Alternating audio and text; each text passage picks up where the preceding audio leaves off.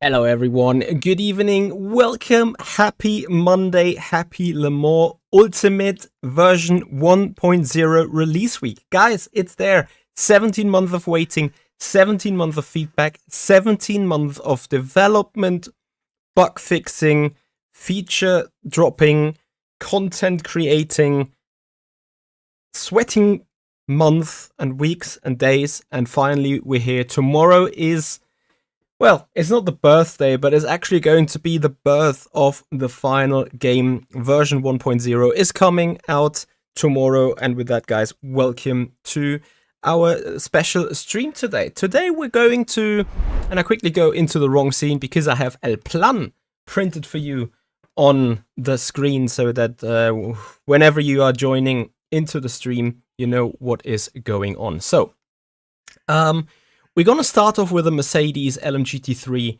the latest edition of GT3 cars now coming to the to the version 1. F1 is like, yeah, you see I'm too much of a Mercedes fanboy.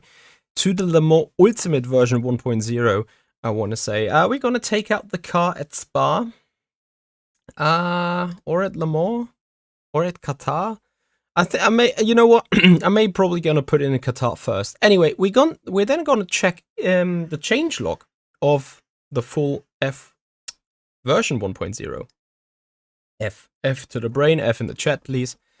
Because the changelog includes interesting things, interesting data, interesting information, but it misses something, and I'm gonna tell you about that when we're getting there. After the changelog check, we are going to take out the Lambo GT3 again, and we're going to do also a little bit of Motec data validation because, as you know, the new tire model is pronounced to be a much better version of the a lot criticized GT3 model as it has been up yet to date. So we're going to check out on that, and then last but not least, of course, we're going to take out the Aston Martin Valkyrie LMH car. I consider this probably to be the top end of what is about to be a good stream, hopefully. I'm looking forward to your comments. I'm looking forward to the chat. If you're watching this as a video on demand, please put your comments down in the comments area below after the stream. We're going to get into the discussion. We're going to get into hopefully no arguments, but discussions and conversations about the things that we see. Right. Ike, your birthday is tomorrow. You turn 36 on Le Mans Ultimate Day. Well, 5 hours to go, then we celebrate both. Lewis, yes, I am German. Good evening, everyone. AMG is the show stealer. Let's see whether it is. All right, we're going to start with the very first edition that we can see already, and it's going to be an appetizer. Guys, I know exactly. We're sitting here like, I don't know, in September, October, November, being like, man, can we please get the ELMS coming soon, getting rid and actually get the ELMS content. Anyway, we see the first change straight away. The selection of which year you're gonna race in. 2023 with the GTEs, 2024 with majority of the GT3s, 2025 obviously with this year's configuration. And please note, remember last week we received, last month we received the Lambo. The Lambo is not going to be available in the 2025 configuration, so you need to be always aware about that a little bit. You will not find the BMW M4, the M4 Evo, which we can also try. It has no changes, it's just exterior, a little bit of polished up, so I haven't taken it into the scope for this video. But you won't find the BMW M4 GT3 Evo in 2024. You will only find it in 2025. So you will only find the Mercedes in 2025 as well. But you won't find the Lambo in 2025. You need to be in 2024. So that is probably something you have to bear in mind whenever you are going into the sessions. We're going to put hypercars and GT3s. We're going to run with the Mercedes first. As I said, you see the Lexus, but you don't see the Lamborghini somewhere, right? And that obviously has a reason, because there is no Lambo racing this season whatsoever. Sadly, I cannot use custom liveries, so I'm just going to take the one that has the most of the car's colors inside. We're going to do a 30-minute race, presumably, and we're going to get started right now. Castric, what do I think about the Peugeot Bob? It's reasonable. It's missing a Bob for the Toyota, though. But again, we're talking about the changelog specifically, also for that BOP reason. Right after the Mercedes. Then we're going to talk about the changelog. Then we're going to check the new tire in comparison. You guys all remember the fixed race in the Lamborghini GT3 that I did last week at Spa. We can go back a little bit into that stream to like align ourselves what has the tire been back in the day and how it's going to be looking today. However, today we're going to start with the AMG. And before we get out on track, I'm quickly gonna switch back the scene. This is the basic one-pager, which has replaced the tire selection at the top here. And I actually absolutely appreciate it, because it is very clear now. You go to car setup, you have the basics. The basics will be the only thing you will adjust in a fixed race anyway, which is tires, fuel and virtual energy, and maybe even electronics. I think even in a fixed setup race, the electronics are fixed in the setup menu, but you can adjust them from in-car. Nonetheless, this is the most important stuff when it comes to qualifying or race setting up. So new tires, set the fuel and energy you want to take. If you're using different electronics in your qualifying, you can adjust it here. If you're using a different area, you can adjust it here. Everything else keeps the way it has been before, which is amazing. I think this is a great addition. And you might be right, Pierre. TC might not be fixed. I'm just not sure. I never tried changing the TC from inside the setup menu. Always did it in car. We're gonna put a little bit of cover over the engine. We're gonna put a little bit more TC. Just for the moment, we're gonna put fresh tires, and of course we're gonna go lowest on the camber, lowest on the pressures. We are already. Qatar is a high downforce track, so we just keep it. It is obviously standard setup. You can set the ordinary things on a Mercedes, and I think now we just get going. Well, we don't get going because we want to have other cars around us, right? So I'm sorry about that. I quickly gonna recreate this. And this is where I would wish to have a little bit more, keep the old settings. Yes, of course, we kept the old settings here, but it is in the advanced options that the real road is always jumping back to light. And this is probably still probably a known issue, but something that kind of still bugs me a little bit. Right. Okay, you can change it in fixed. Anton Sergikenko, no fuel ratio in this screen. Yes, Anton, this is right. And you might think of this as a point of criticism, but think about it the other way around. The way we players are abusing the system is actually wrong. What we always do is we carry always 100% of virtual energy, and then just adjust the fuel that we're carrying, right? I think the intention of the game is, though, to always carry the same fuel ratio per % of virtual energy and always adjust the virtual energy. That is the overall idea. However, we are gamers. We use things different than intended, right? So that is I think that is the whole distraction behind that. Anyway, I quickly put the settings that I've put before. Where is the, did I change something on the suspension? Can't remember. Maximum brake pedal force.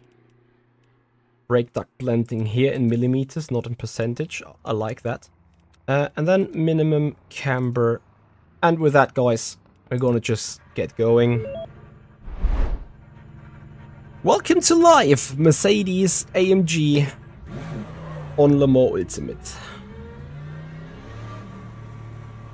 Ah, beautiful sound, isn't it?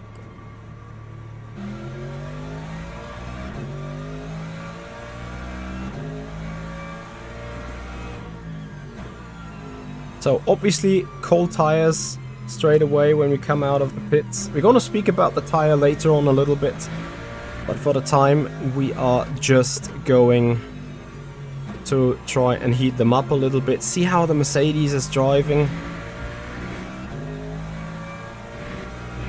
For those of you that have owned R-Factor 2, you will recognize the sounds of the Mercedes, right?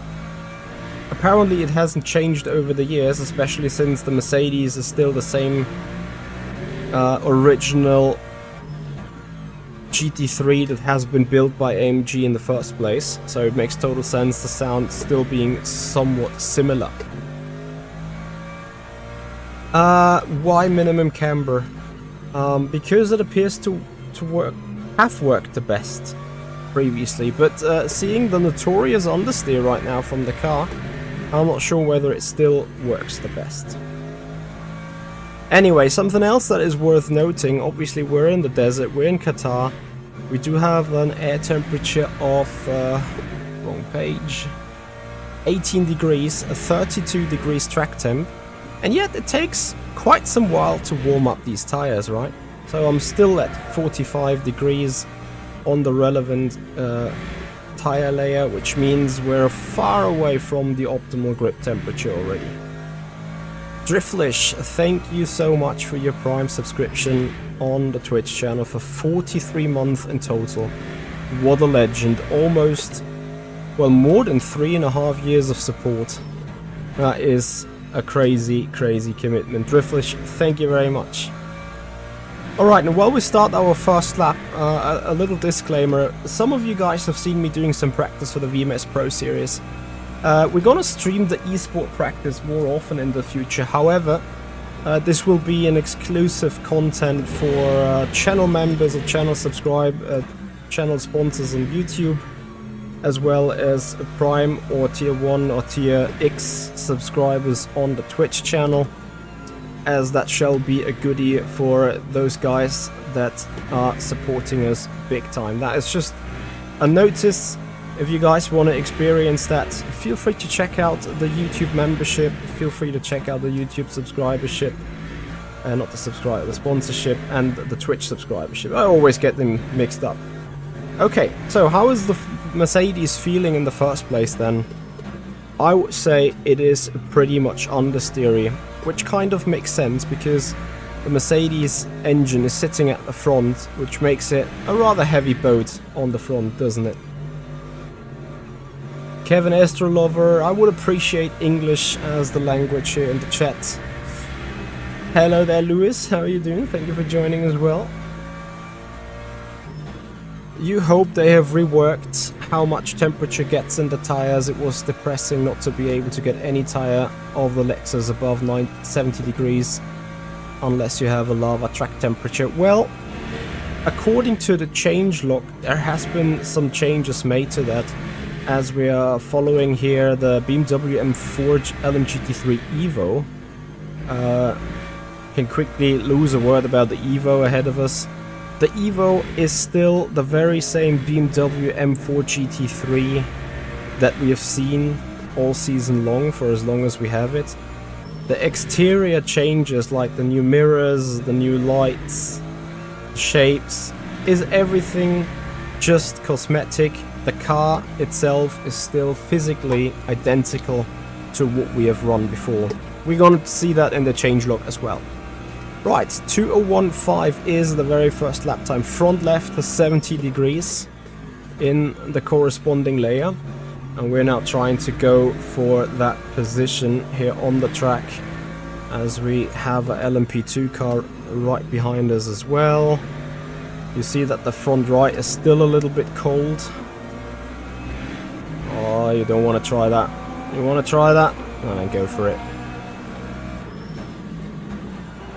Can we make use of that situation with the traffic?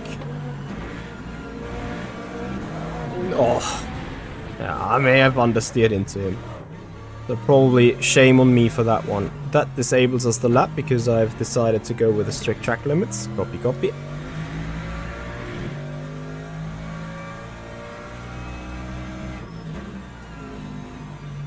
Weirdly oversteer throttle in the Mercedes on iRacing. I wouldn't necessarily say that we go into oversteer, but that is also because I have put the traction control relatively high, right? So let's put it to 5 everywhere and see if the car starts to rotate a bit more oddly like this then.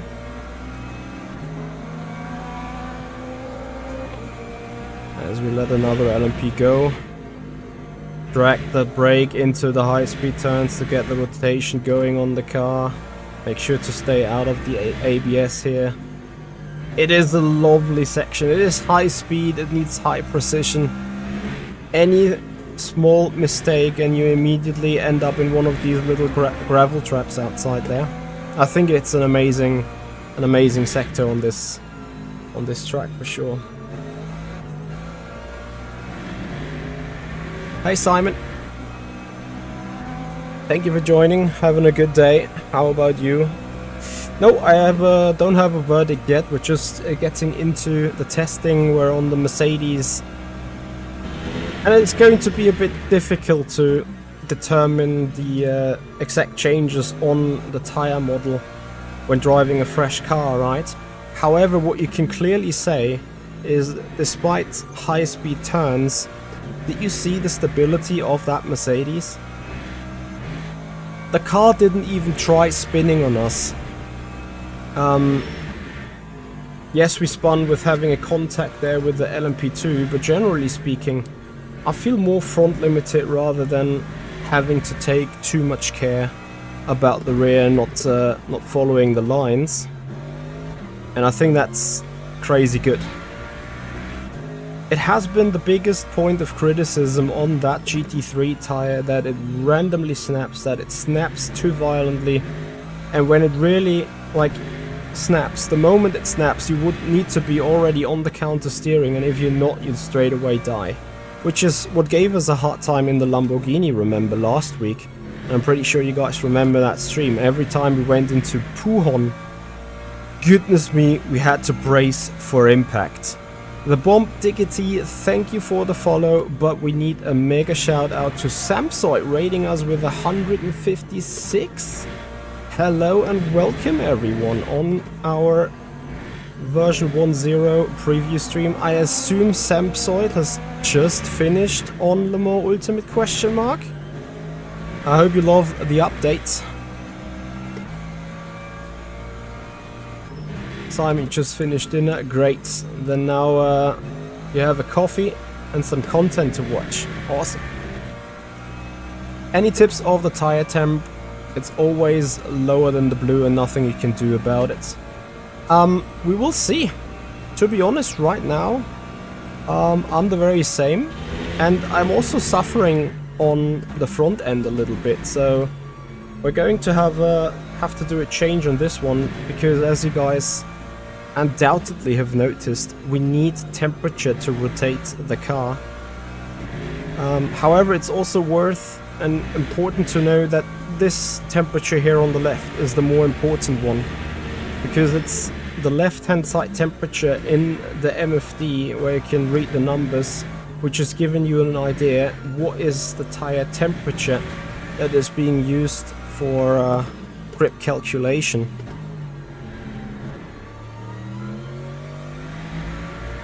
So the tire on the right here on that part is only the surface temperature, from the layer that is in touch with the tarmac.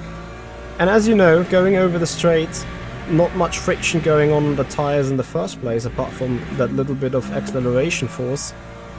The tire surface is cooling pretty much out, so the most important part is to get the energy into the inside of the tire. And I think with the front left having 90 degrees, but also already 90% of rubber remaining, that works particularly well here on that Mercedes. However, we're going to go into the setup menu in a moment and give it a small adjustment, because as you can see, the car is way too planted. It's not, at the very least, rotating It's not biting on the front. Every time we go onto the throttle here out of the turn, we rather fight understeer rather than oversteer. So we want to change that. Just finishing the lap to get a new benchmark in, which is P1 159.5 at the minute. Botmeister, no, the car is not snappy at all at the minute. So let's see whether we can get it snappy. And since this is a new tire, remember I put this down a lot. So I'm maybe just gonna put it back up again. Maybe it was there for a reason. Because it is a tire model update, so you never know how these things are changing. Brake bias, we go a bit further to the back to actually improve the rotation into the turn. Maybe we're also going to play a little bit with the ABS. On the suspension side though, and you see the front is already softer than the rear, I'm going to increase the rake a little bit, put the front one click softer. On the front anti-roll bar, we put that a click softer, and the rear a click. Yeah, let's do it 2 clicks high. I don't know exactly.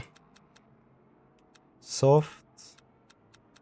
Okay, this is still the same diameter, so that might be pretty big change already. MacWeezy and Emric, thank you so much for the follows. Welcome everyone. Okay, powertrain can go down with the preload since the car is pretty much stable. Other than that, we just need to carry out again. We're carrying too much fuel a little bit. I remember that the energy said more petrol than virtual energy in the car. Okay, is the car more bitey on the front end now?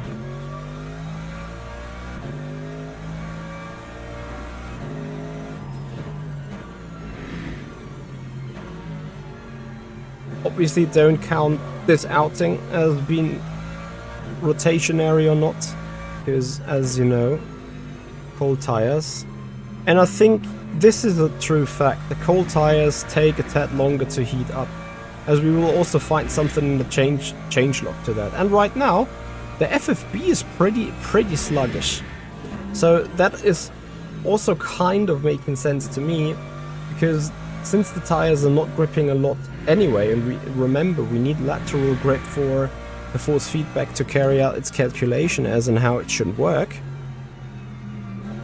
That calculation cannot really be done because we're kind of skidding anyway. So the moment the tires are starting to heat up, which is now soon going to be the case, also the FFB stiffens up a bit and gives more detail and gives more accuracy. What does the preload setting do? Usually it describes the resistance that goes in the differential when switching between coast and power. So when you come from coast, so from off throttle to go on throttle, and then the power diff kicks in, the transition speed between both functionalities of the differential, or the resistance that needs to be overcome for the swap to happen, that is what preload is usually doing. However, in the Mans Ultimate I found the more preload you run, the more stable the car also goes into the coasting zone, into the braking zones, into the turn and entry. As the car is now a tiny little bit more snappy into entry, so I just go 1/2 click further to the front on the brake bias. Otto1, thank you very much for your sub, appreciate it.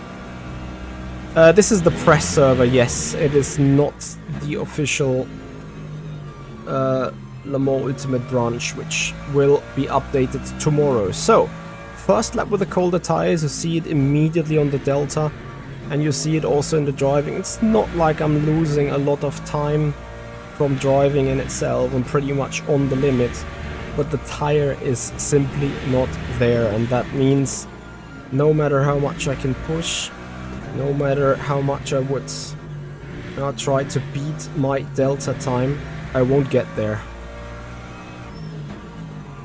Which is actually a feature that I absolutely do appreciate. And what I appreciate even more, and yes, that is going to be in comparison to iRacing that the car is generally not having the grip, but it's having an identical balance. It's not violently snapping, it's not randomly spinning on you, and you can't kind of feel it at all. No, it is consistent. It feels exactly like hot tires in terms of balance.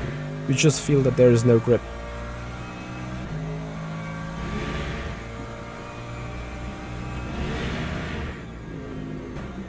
Yep, it feels snappy but catchable. Let's see whether we're gonna have a high-speed snap at some point during one of our laps. And here you saw I was a bit snappy on the entry, got off the brake, then got on the brake again. Immediately the snappiness returns, but it makes me countersteer to keep the car going straight. It gives me the leeway to catch on the slide, but for surely I have lost the momentum of the turn carrying the speed. Anyway. Exactly, Portimao, little countersteering doesn't hurt. MD, am I saying iRacing is bad? No, how could I? I just say that Le Mans Ultimate is better. Personal opinion on it. But obviously I'm not a real racing driver, so what do I know? I'm just a sim racing pleb that is trying to rotate the car with a brake. And you see the air still wants to come around on us. But you can, and this is I think the beneficial thing of it, you can actively decide whether it is allowed to come around, or whether you're like, no, 2 degrees slip angle but no further. And I think this is pretty much what we've wanted, right? We can, I don't want to say easily, but we can determine on how much the car is allowed to rotate on us before we deem it being too aggressive. And it's not like that when you touch a little bit into the brakes, the car goes around. But this is how the Mercedes is driving. I know that the BMW has always been nice on the brakes. Remember, we have used the Lamborghini last time in Spa, and we were struggling heavily. So that is going to be the interesting part, which we're going to check after this race. And speaking about race, I don't want to go too deep into setting up the car. I think I've now done 2 or 3 laps where I say, yep, I feel what the car is doing. I still believe it can be a little bit more rotating, so we're gonna do 2 or 3 more small changes, and then we go into the race. So box, and that would give us a track limit because we have cut the pit entry line, which is a nice feature as well. Should at least give us some track limits. Yes, it does. Okay, so back into the garage. First of all, start the next session. Portimao, we will take out the Lambo at Spa, because we have done that last time with the Lambo as well. And as you know, we were suffering pretty much there. We're gonna recheck how this is working in the meanwhile. Okay, so we keep the settings. Those were fine. We can open the ABS a little bit. We put a bit more rake, and we put 2 clicks less on the rear wing. Go a bit more aggressive with the anti-roll bar. Put the toe in a bit more neutrally. Oh, I wanted to up the slow bump already, but it's already quite stiff. We increase the slow rebound and decrease the slow bump. That means weight can move more freely to the front, but once we get onto the power, it goes a bit worse off to the back. We need 1 click more of this. 30 minutes should be just about 16 laps fuel, right? Okay, here we go. We may not even do the full 30 minutes, but obviously you guys wanna see the content a bit.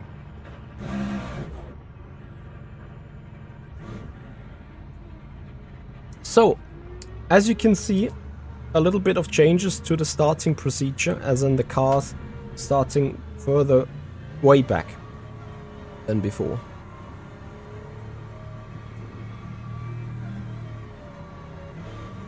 Jason, I agree with you. The new setup screen with the big overview is very beneficial indeed.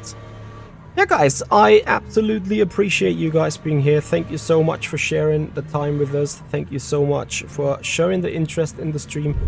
If you're not yet followed on Twitch, if you're not yet subscribed, but if you love Le Mans Ultimate and want to see more live streams and content, then please have a follow on Twitch. Subscribe us on the YouTube channel if you haven't done already. This is your place to be for the future when it comes to Le Mans Ultimate content. As I'm getting the green in the middle of the turn completely unexpectedly. And of course, if you guys want to get in touch with us, want to have a chat with us on the back of the scenes, then feel free to join our Discord server, which my mod MD has just put into the chat here. Feel free to hit the invitation link, join us in Discord, hang out with us, see what's on our mind, see what's our plans for the day. Oops. And hang out with us, having a good time on our Discord. But anyway, enough talking about Discord, enough talking about follows and subs. It's racing time now, and AI is having a go at each other. It's fundamental. The Ferrari is just leaving the space while I'm forcing it through. I need to be late on the brakes. Tires still coming up to temperature.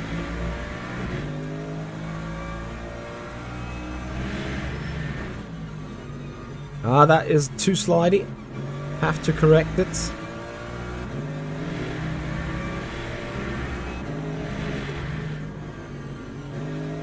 Whether the LED plate has a animation for the pit stops, we're gonna check that actually in a moment. Because I plan to do a pit stop in this race in order to showcase this. It would be absolutely lovely. I also would absolutely love to see the number plates on all of the cars.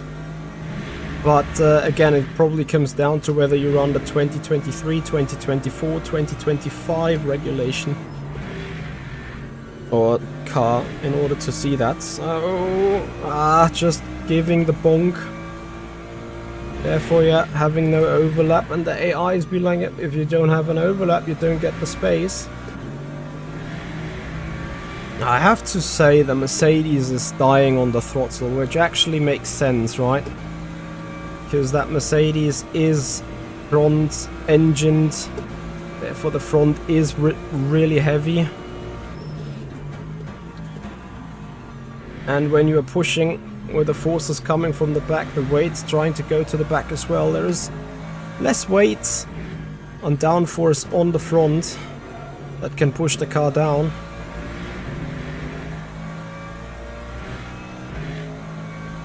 Alex K said it didn't, apparently. To be honest, I don't know. I would love to see it. It is something that we can put into future requests maybe on the Le Mans Ultimate forum. To have that updated on the plate. If it's not in, I'm not surprised, because actually Le Mans Ultimate hasn't showcased it.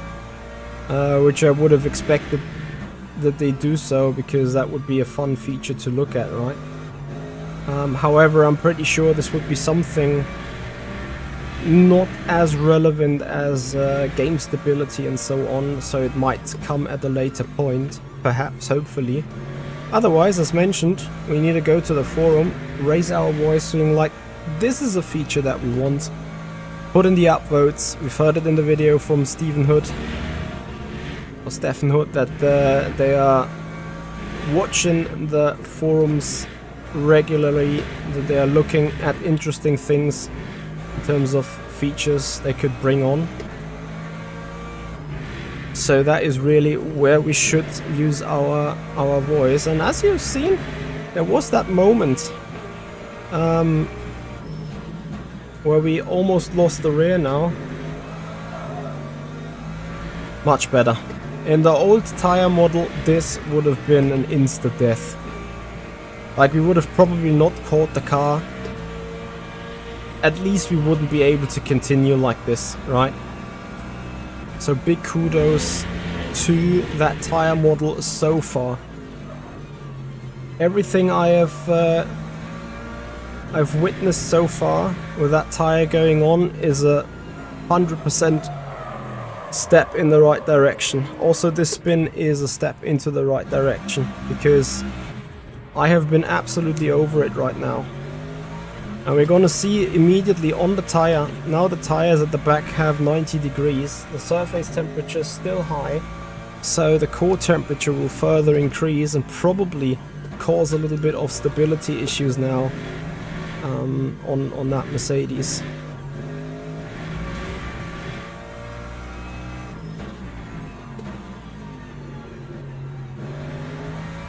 Exactly, Ike. Some of the vehicle dynamics you just can't escape because they are simply just there, right? Martin Wood, how the fuel saving LEDs are working. Yes, for sure. I've done a video on it, but of course we can have a look into it. Just need to quickly find them on the AMG. So we quickly press the pause button, we move the seat a bit further back. Where could be those LEDs? They might probably be here on the right. I'm not sure if they are in the Mercedes just yet, but what you basically are going to do, and we're going into this MFD. So here you can see the safe target on the left side, which is currently none. I'm gonna put that to 2 now, and now the system wants me to do lift and coast in order to save energy. Crazyovix, thank you very much for the follow, much appreciated. So we will see if some LEDs start illuminating on the dash somewhere coming into the turns.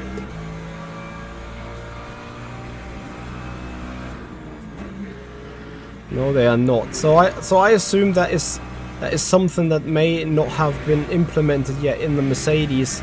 I'm pretty sure we may find it on the Lambo. Literally wherever there is a LED strip at the top of the dash, it might also be that the Mercedes maybe doesn't have that in real life. I don't know the Mercedes that much from the inside, so I can't say. Yeah, the rear left certainly has taken a hit. Black Jet Phantom, thank you very much for your follow.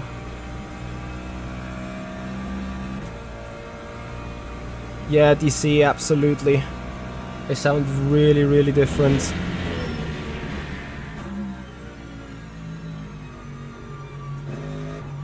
And this is obviously a very roary Mercedes sound, like you would find it in real life, right? And I can almost not wait myself to go out with the Valkyrie in the LMH.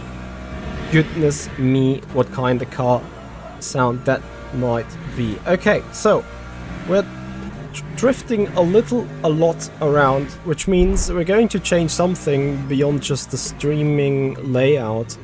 But we're going to put back the ABS to 9, because as the ABS works, it now has 3 settings with 3 intensities for 3 different areas. So ABS setting 1, 2 and 3 is for oversteer.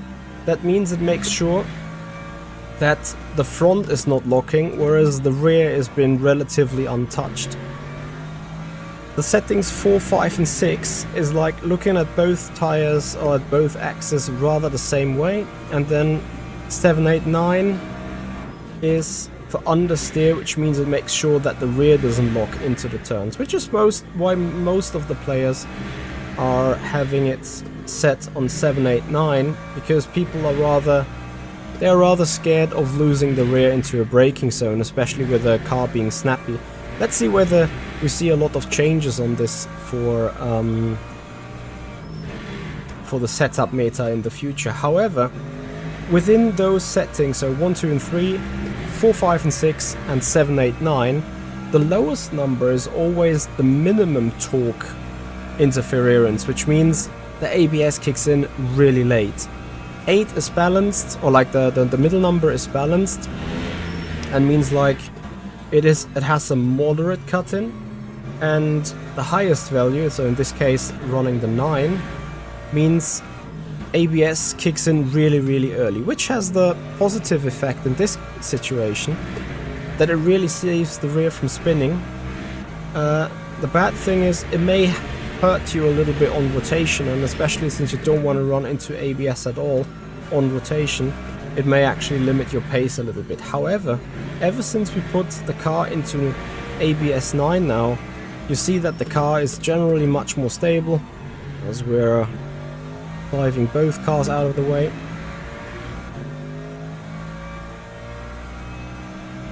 Davas Gaming, looking forward to tomorrow's update. I hope we all are, because tomorrow's update is going to be huge, especially for everyone that lost GT3. And I think, how about your thoughts? Shall we now dive into the changelog, or shall we finish this race? We're gonna try a pit stop at least in order to see how the LEDs or the number plates are working on the site, despite I am afraid we won't see any value changes. Old tire model, instant death for sure. Yeah, this is fine. This is really good, because as you can see, the moment I am losing the rear, I need to immediately countersteer to even catch it. So there is no way in hell I'm going to drive this sideways and be faster. Masei Gamer, thank you very much for your subscription on the YouTube channel. So even if I go into that turn and be like, let's slide it a little bit, no, you can't do it. And this is what is absolutely perfect about this tire model. It gives you half a second up to a second to react, right? You can do something about your fate whenever you're sideways. But the moment it reaches a certain threshold, it compares to the old tire model and just goes. What I want to say is, and we're gonna see it on the replay file, which I'm bringing up just right now. Get me the replay bar, please. I'm going to move out a little bit, and I'm going to explain that a bit further. It goes only maximum 20 seconds. I'll explain it a little further on this spin right now. So this is exactly that point where we're sitting right now. Let's say this is 3 or 4 or 5% of slip angle. This is the maximum the tire could deal with. So what has happened, what they've presumably done on the tire, the old tire model, when it went straight, everything was fine. When you were 1 degree off, everything was fine. When you were 2 degrees off, you were already critical. And as soon as you hit the 2.5 degree of slip angle, you died. There was not much that you can do. What has happened now is that the same thing happens just in a wider range, which means 1% or 1 degree of slip angle is fine. 2 is also still fine. 3 is a little bit critical. 3.5 might be critical. And from 4 onwards, you just go. However, that means between like the former 2% of slip angle and the now 4% of slip angle, there is naturally more time to react to it, right? And there is more leeway as in catch in the car. The thing is though, the tire is designed that in a way once it goes, it doesn't re-grip and you cannot pull out of it. Which means effectively that the moment you start sliding, the grip is always gonna go down and it's not coming, like, you know, the old tire had the slip issue where the grip was still there, even though you started sliding it, but the moment you started sliding, the grip goes, which is therefore telling you, it just gives you the possibility to save it, but not to slip it to be faster, which is amazing. Working LED boards in pit will be added in the future. Thank you so much, Henrik, for that notice. That leaves us actually checking it. Roland,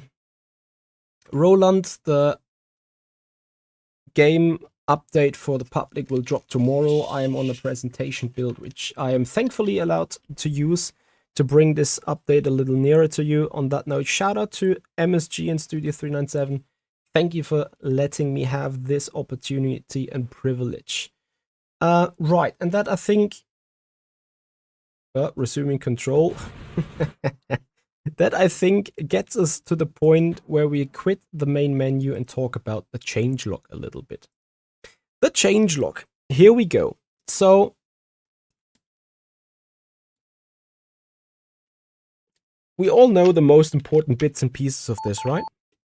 Added the Aston Martin LMH, Mercedes GT3, BMW M4 GT3. This is only aesthetic, only visual.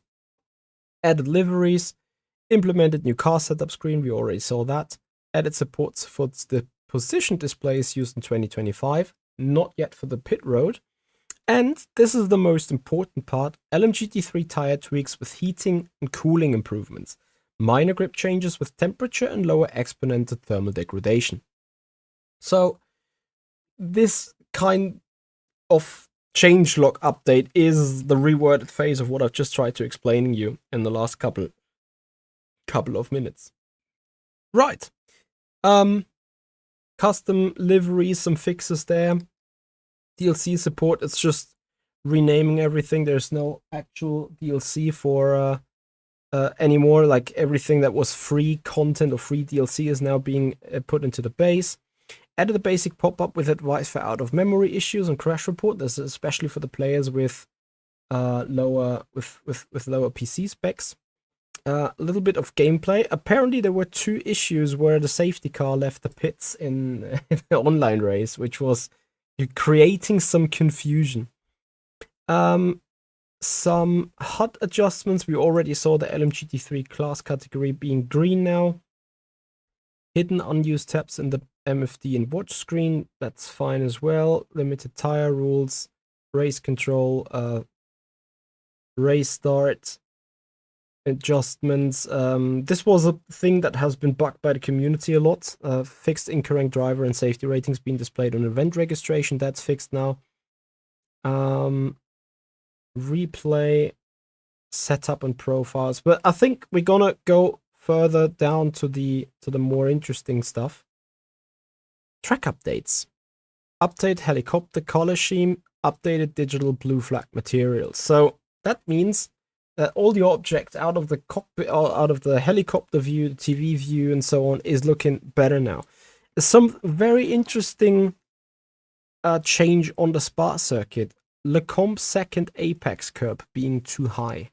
And we're going to see that change. You guys know, into Lecombe, the first is alright, and then the second hander, the left hander in Lecombe, it has this triangle-shaped curb which like pulls you around. This has been flattened out.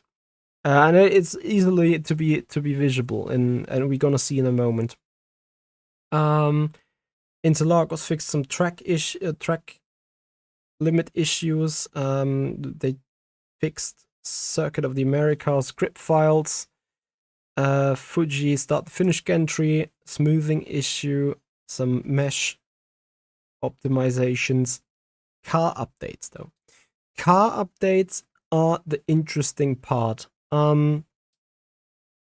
Because, as we can see, the balance of performance changes in GT3 are quite horrendous.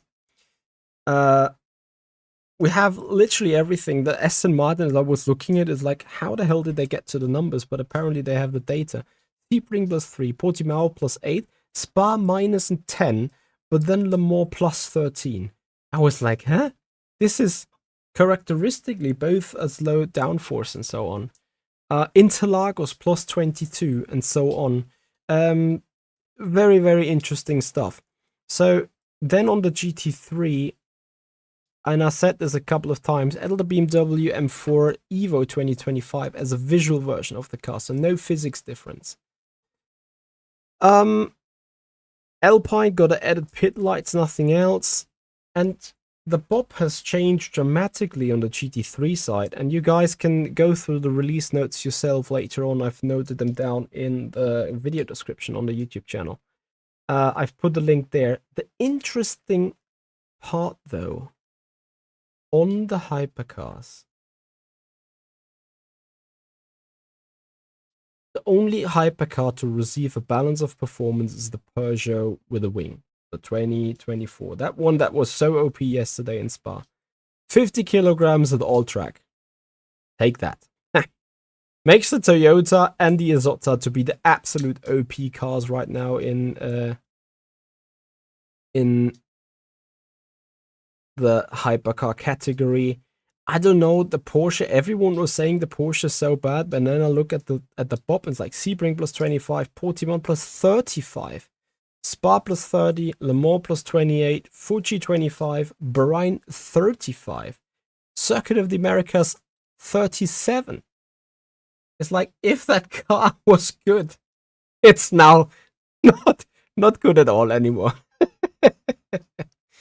MD, it is a long link, so maybe I'm gonna put the link like this. There you go. You can have a look into these things. I don't know why we don't have any refinements of of the LMDH, that they are reinstated a bit better. I have no idea why that is the case, but it is what it is. This is the Bob that we are now going to fight, or to drive for a little bit. Anyway, and I already went the wrong direction because I need to put 2024. We're coming to the Lambo at Spa. I said in the beginning of the video, I'm going to do Lambo at Spa. I do a reconciliation run to see the specific, the accurate change of the tire physics of the tire model. And in order to do so, we're going a little bit back into one of my streams we've had last week in the Lambo, going around the Spa circuit. And I quickly gonna bring up the video. Live. It was a live stream, and we have been doing this in a Lambo GT3 racing stream. So we bring that up real quick, and then I need to put that on the screen. Perfect entry, actually. Put that on the screen real quick. And then I need to disable, activate the desktop audio. Okay, so here we go. Look how carefully I had to turn in. Immediately the car went, though. What is the difference between a hypercar and a GT3 besides downforce? Yes, exactly this. And then just keep looking how much we had to work on the steering wheel at all the time, going into Rivage. This is the old tire model, remember? Yeah, here I rely on the front, but it's also on the exit where the car gets a bit wobbly. Here on the entry into No Name Corner. Awesome. I've just looked This was the race, was it? No, that was practice. We need to go into the race, because in the race I have Pujon. Since we're there, look at how carefully I am going into the turn, how much off throttle I am. In the race itself, it was horrendous. It was not like I thought. 15 minutes in time, 15 times in that race, I'm going to die here into Eau Rouge. You see how little I am turning. It is braking, and here I was off the brake because I feared whenever I'm still on the brakes and turn in, the car just goes. There's like no chance of even saving it. So we are just looking 2 minutes further, hopefully at some point. Everywhere the car is sort of running on the edge, going into Rivage, even being defensive. I turned in, and you see as I'm always sawing a little bit on that steering wheel, trying to somehow keep the car in check. Into No Name we go. Immediately. I need to find a way. Counter steering. Probably me complaining about balance here. Ever so carefully, not like under driving the car, and yet always being sideways going into the entry of Pujon. And now, of course, we are checking whether that is still the same.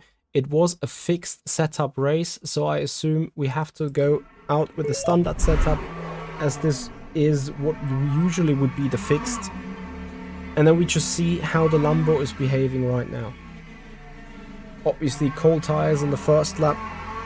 This is not the best comparison. We need a bit more PC, just like that. Sound doubled again. Yes, this is absolutely right, because I have disabled desktop audio yet. Now it's better. Thank you, Palom, for the quick response. Old tire model. Instant death.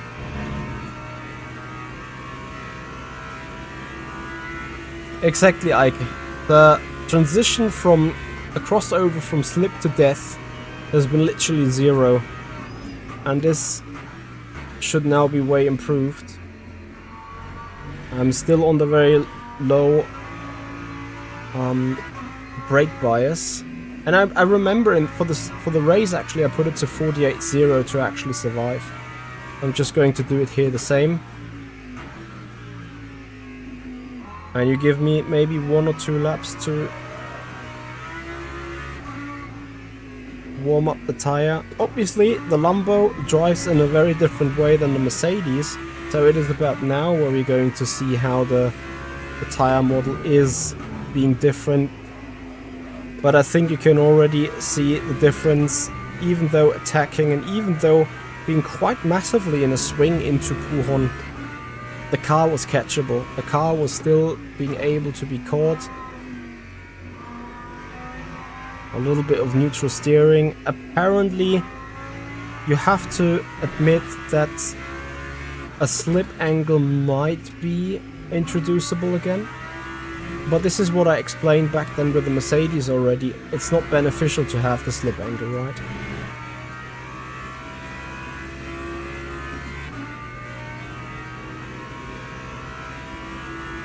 Hard luck. I don't think that you can see this because right now the latest version I'm running here should not be accessible for you yet. So I doubt that your team is gone. Update is not out. Log Cruiser as well. Yes, I haven't forgotten about the LEDs. I'm just afraid that the Lambo doesn't have them either. Unless they are doing it with those small ones. So we're just, you know what, we're just putting it. Virtual energy plus 2 laps. Let's see if some LEDs are coming up here. Oh, this is a bit blindfolded.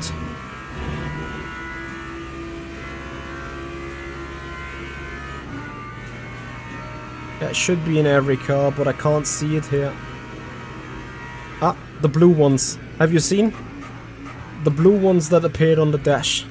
So they are just built into the LED strip itself, not into the ABS indicator. Have a look to the blues on the outside. Now they start being blue, and then I have to go off the throttle. Obviously I need to give the system a short moment of leeway and a short moment of calculation, because right now it says it's impossible. So I'm going to just put 1 lap maybe, then it should be possible, and then here should be some blues coming up.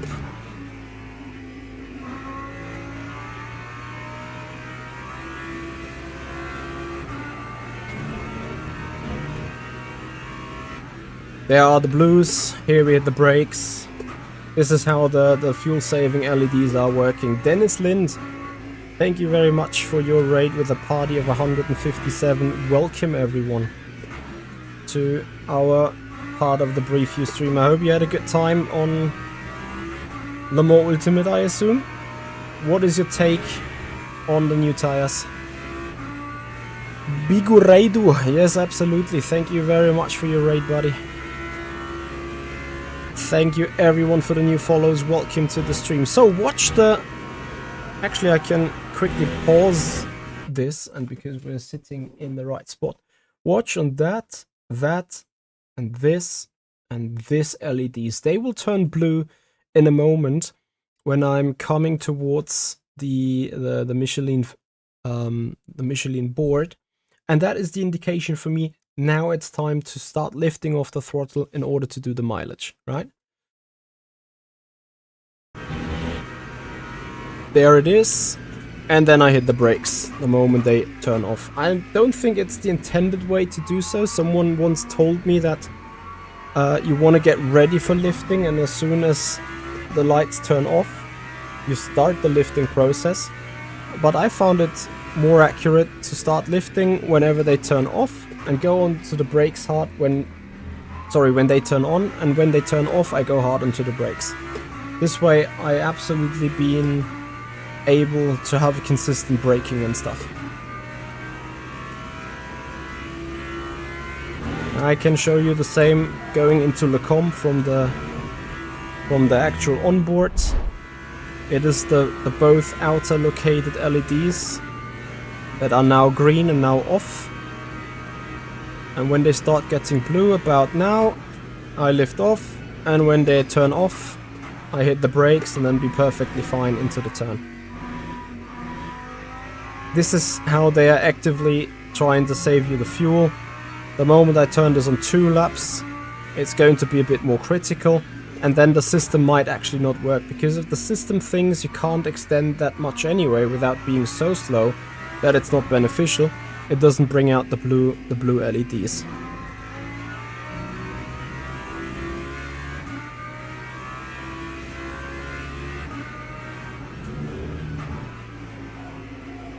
Yeah, and you see, this is the perfect example. Remember what happened in the Lambo before the tire update? We would have been dead. With that amount of slip angle, we would have been dead. Now, we caught it at the cost of a half a second, maybe a full second, and this is amazing. So I put this back to 1 for the remainder of the lap. And yes, as soon as they turn off, I stop being on the brakes. Yeah, Dennis, I'm not sure if it's 100% that way, but I just found it interestingly accurate. The moment it turns off and I go on the brakes, it's still a relatively good braking point, so I just kind of took it for granted to see whenever the things are going off, I go onto the brake.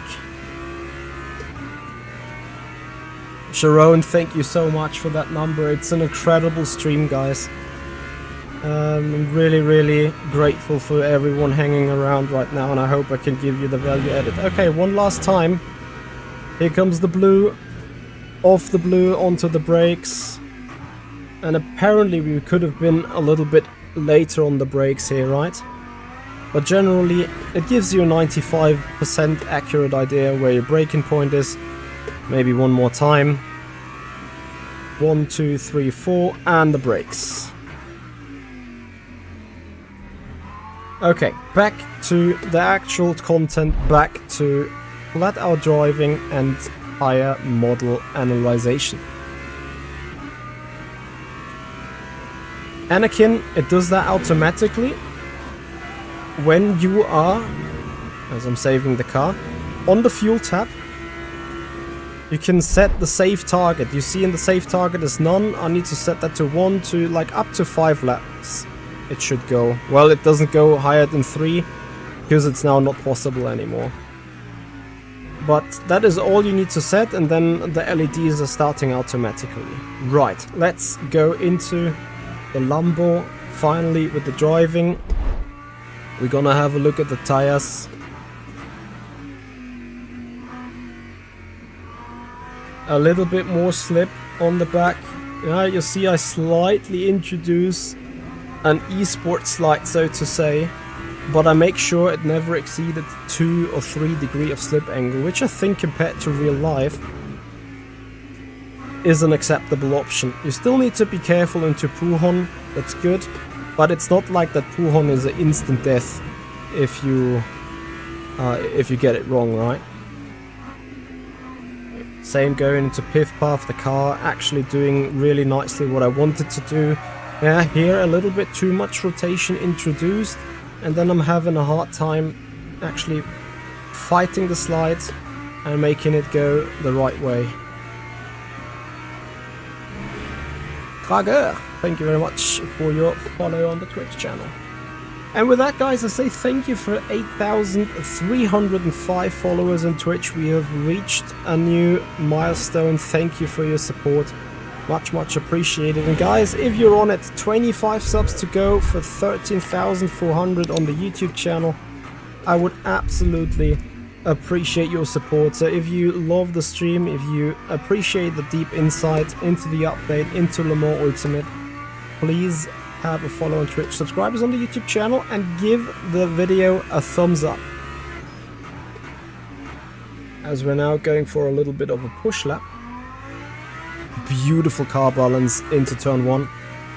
Unknown German, thank you very much for the follow, welcome. Krager, hello to France. I'm already sorry I can't speak French, but this is why we're speaking in English here. Imagine this on the old tire model, you know where we would have sitting, right? Power Tigger, thank you very much for your follow on the Twitch channel, appreciate it.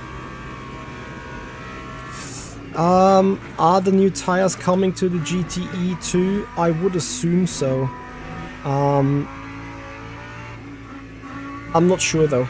I haven't heard or read anything about it. I would have also expected it to be announced somewhere. But I would assume as soon as we're more or less done with the content in the first place, and also most of the bugs are fixed, they are taking the projects like fixing the LED panel showing the pit stop metrics when being at the pit garage for refueling and tire changing, fixing the GTE tire model. I think for the moment the GTEs, I wouldn't also have an issue if they just stay like they were before. For that one very simple reason. When people like to drift cars, you can't do it in the GT3 anymore. But if people love drifting the cars, you could give them the GTE still, right? And if they would carry the old spirit of R-Factor 2, having slip angle tires, then I wouldn't mind, because in all the future competitions I think the GTEs are not going to be a factor, because everyone loves the GT3s over the GTEs in the first place. So I think this is how it will pan out, but I might be wrong, obviously. Billy Beefoot, thank you very much for your sub, and oh dear, Pulpi Malade, thank you very much for your follow on the Twitch channel. So maybe I try to focus just for one lap. And with a bit more traction control, up to 5.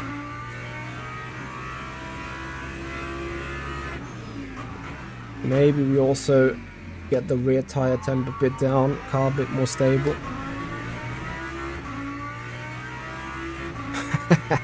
Marius, would you want to have a new tire model on the GTE? Or rather not? Or Rouge in a good setup, probably just about flat out.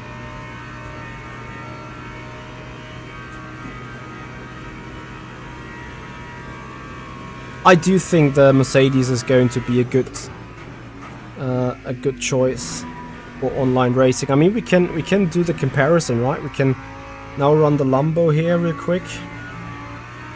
Give it a competitive lap time, hopefully, at some point. Because this one is not counting again. And then take out the Mercedes and see where it sits in the book. Which is something we're going to do with the Valkyrie as well. We're going to take out the Valkyrie at Spa. So maybe I should carry out the Mercedes at Le Mans. Yeah, nice.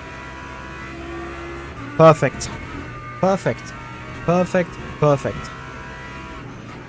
Good fun sliding the car. Have all my hands full to do, and no way in hell this is quick. Perfect. Exactly what we needed. This tire model is going to set an absolute new milestone. Yes, we were sideways here on the exit, but I can guarantee you when we look into Motec compared to a clean lap, on this particular exit we lost 2 or 3 tenths. 100%. And you know what? We may actually just compare it. If I do another lap, and hopefully the lap is going to be a bit better in terms of quality. You guys will absolutely see what I'm on about. That you rather want to underdrive the car and make sure it drives properly. No, force feedback is relatively unchanged. I would say it is close to the same. At least I personally can't feel a significant difference. The ABS is still on activation, rumbling on the steering wheel, which is correct, I think.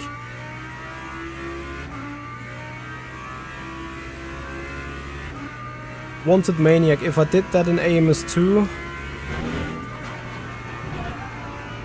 Yeah, almost flat here now. You would have said it's unrealistic. Yes, because in AMS2 you would have gone that much sideways and would have been quicker. So that is unrealistic. This is slower when you are sliding it, and that I consider much more realistic indeed.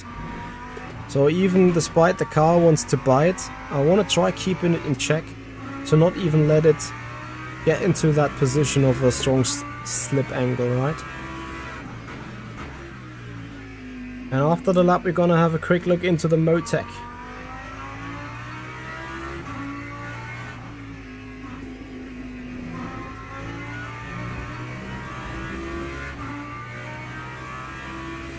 Barkeeper Mo, I think the setups might be a little bit different in general, so might be the overall characteristics. It's hard to compare. Like, the GT3 felt lazy and heavy beforehand already.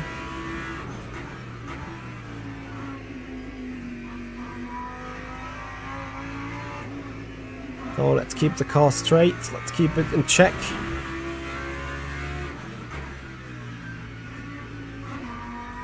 Yep, much better. And we're gonna have a look into Pujon. We're also going to have a look into Stavelot. We're gonna compare old setup or old tire model files with new ones. And then of course can head out again with the Mercedes at Le Mans to check for its balance of performance perhaps, but it's going to be tricky to do something with balance of performance because the entire bob has changed anyway, right? So this tire model is more realistic than the old one. Bugger. I would say realistic is always such a word. I would probably say, like in real life, we know that the tires are probably giving you a bigger leeway. Like in GT3, you probably don't turn in, and the moment the car goes sideways and snaps, you're instantly dead. I don't think this is how GT3 tires are working, and I've seen a lot of feedback from real life drivers on this particular point. So penicillin, you don't like tire models where you have to underdrive. I don't want the old drifting stuff back, but having to constantly underdrive sucks. I tell you, with this tire model you would still have to underdrive, but not as much as previously. So let's do, well, I would have almost said the math, but let's do the comparison. And bear with me. Should resume. Come back to garage because otherwise we need a triple beep, right? We're waiting on the file to be finished. Motec log file. That.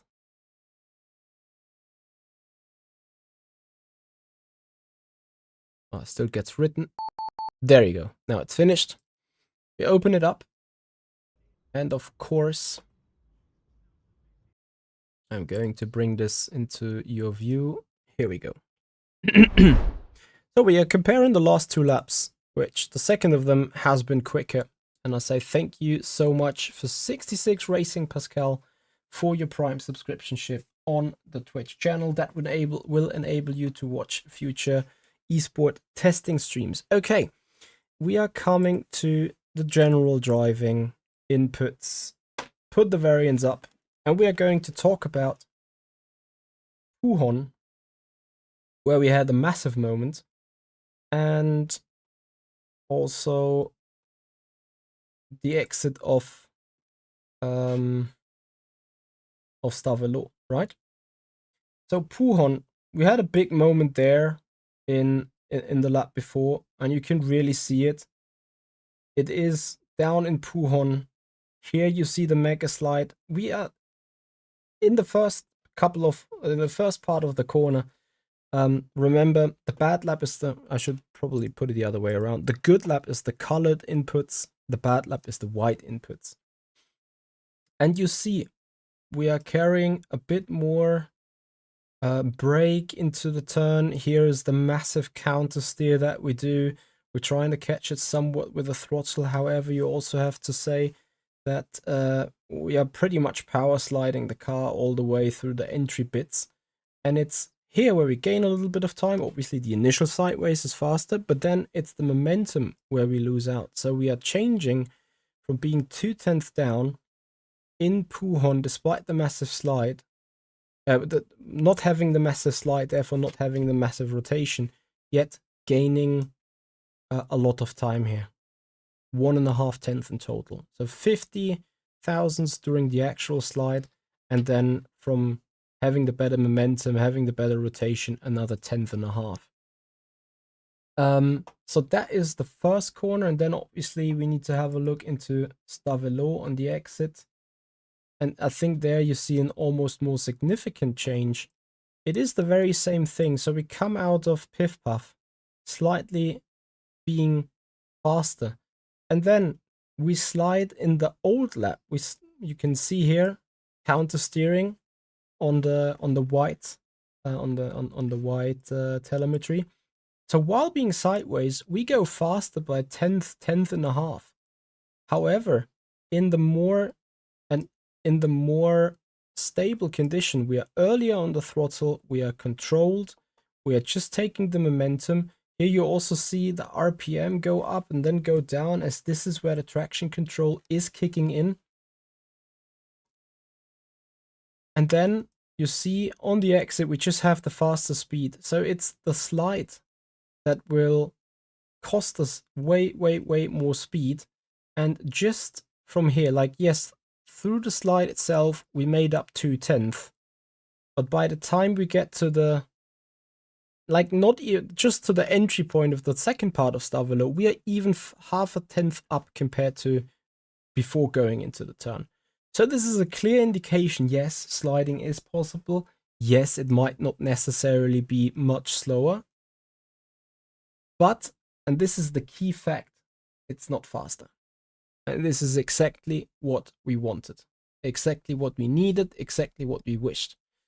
Sebastics, in real life, some tires are more forgiving, but with a performance as a trade-off, yes, we see this right now in this circumstances as well. Snoopy, thank you for the follow, and Henry Rupp Racing, thank you for your subscription on the YouTube channel. How does the new tire model feel, Simracing Arnaud? Honestly, I think they're fine. I think they will be appreciated by the community. And what do we want to do next? Do we want to take out the Mercedes somewhere, or do we want to go to the Valkyrie? MD, if you're still around, let's have a poll.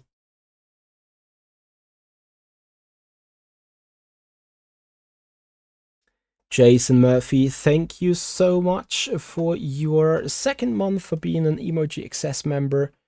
Very nice to see many viewers, much deserved, Mitchie. Jason, thank you so much. But that goes out to you guys. That's a shout out for all of you watching and being interested. I really appreciate it. And I honestly feel super grateful and privileged to be able to bring you this update further and get the first in-deep insights with you. Yes, MD. While this goes on, what else could I showcase? We can showcase the Porsche around Portimao, as in for the new tire model, because the Porsche is an interesting breed. when it comes to driving. And the Algarve Coast circuit is obviously an interesting breed when it comes to how the tire behaves. I quickly do that. And in the meanwhile, MD is going to put out a goal on our channels. Sheol, thank you very much for subscribing with a tier 1 on the Twitch channel. Hachimeta, the AMG and Sparta compare. Simcar Geezer, thank you so much for cheering with a bit. Appreciate it. Donicio MPT, thank you for your subscription on the YouTube channel. Welcome to the crowd. Welcome to the party. Okay, let's get this going. And if you guys are interested in watching us practice with telemetry analysis, with more setup knowledge to be shared, then please become a YouTube member, please become a YouTube sponsor or a Twitch subscriber, as in the future when I'm doing my practice runs for the esport races, I'm going to stream them as for subscribers or for memberships only, because this is going to be my goodie if you are supporting my channel beyond just watching. And on that note, I would like to welcome Flint Chipmunk, Doddy Game and Opak to our Twitch channel. Thank you very much for your support and for your follow. So, Porsche, exactly this. The Porsche likes to bite on the exits.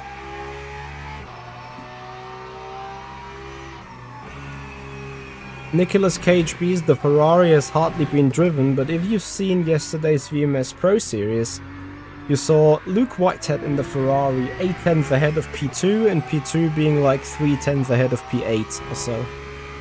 The Ferrari is a special kind of beast depending on the track.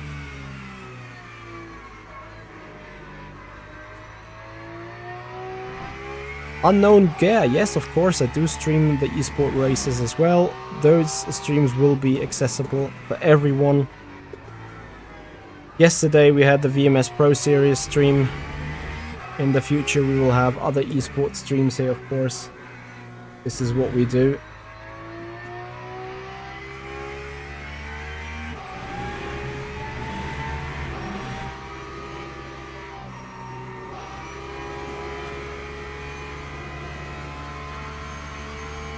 Here we can show you again the LEDs. So let me quickly save some fuel. Here come the LEDs. They turn purple. They turn off. I hit the brakes and easily go into turn 1 spot on. Same goes for turn 3. Here they turn on. Here I hit the brakes and I be spot on. Up the hill, no fuel saving because it's all flat out in power. Now coming to the hairpin and the LEDs start coming up. Now they go off, and when they go off we hit the brakes and perfectly turn into turn 1. This is how the fuel saving indicator is working on the Porsche.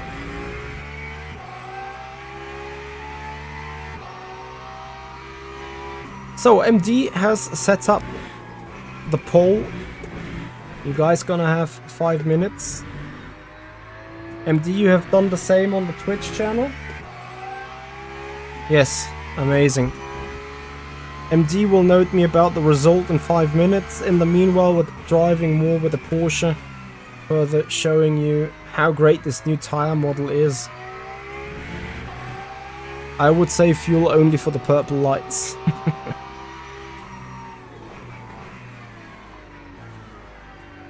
Slushy BLN? Arguably yes. You could give it a try.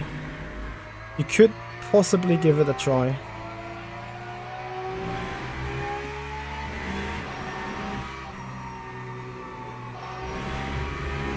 BVSR, thank you very much for your subscription on the YouTube channel, much appreciated. Then if you guys are still sitting on the fence with Le Mans Ultimate, come closer, subscribe to the YouTube channel, check out the playlists and tutorials, and there I explain a lot that you need to know about the Le Mans Ultimate game in my YouTube tutorials on it. And of course, if you are just interested in watching high-class sim racing here on Mans Ultimate, then this also is your channel to be. So I can't emphasize it enough. If you're new to this, if you're seeing this for the first time, but loving the POV, loving the information, loving the insight, then please follow on Twitch, subscribers on the YouTube channel. Make this community grow, help us hit our milestones, and support the channel. Thank you very much. Cyberclemo with the Prime sub on the Twitch channel. Thank you very much indeed, buddy. Appreciate your support. So I still have to obviously underdrive the Porsche, as it is a little bit dancy on the rears, as you can see. But generally speaking, I don't think that I have to abnormally underdrive the car, right? It's like also in this tricky braking zone, I'm out of the ABS, I'm rotating the car nicely with the brakes. Maybe a little bit too much traction control now on the car. I think the car pretty nicely follows my inputs. It is planted. Yes, it likes to rotate, but if I just underdrive it enough, I can have the car sliding a little bit without losing too much performance though. So this is looking great.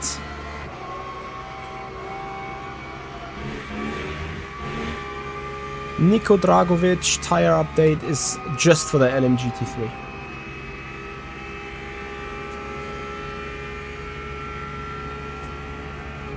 Nice Porsche sounds, huh?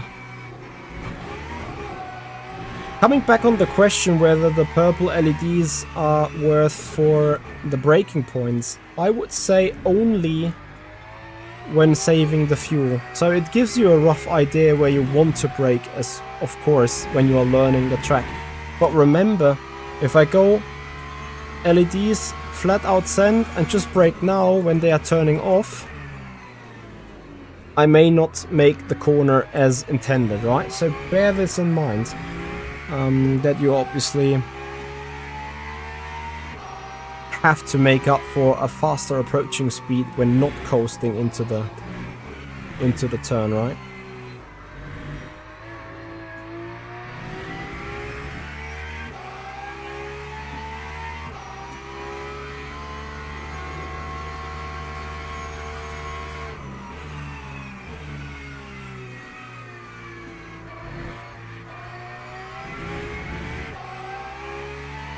What is your take on the tire, just watching the drive right now?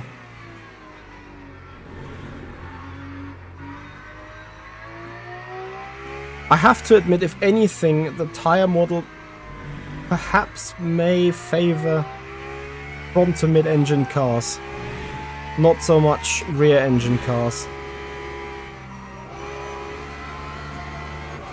Doddy game, you think it's better? Callum says it's quite easy even.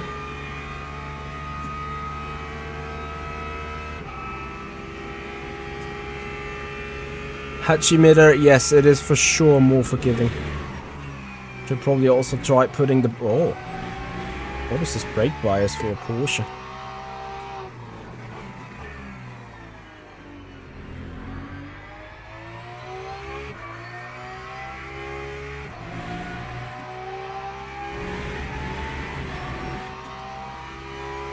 Ike, you can tell by my inputs you're going to be loving it.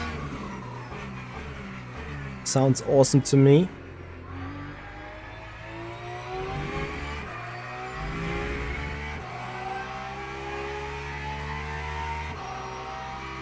Hasn't Baldwin already streamed today? I thought I saw him live in my midday break.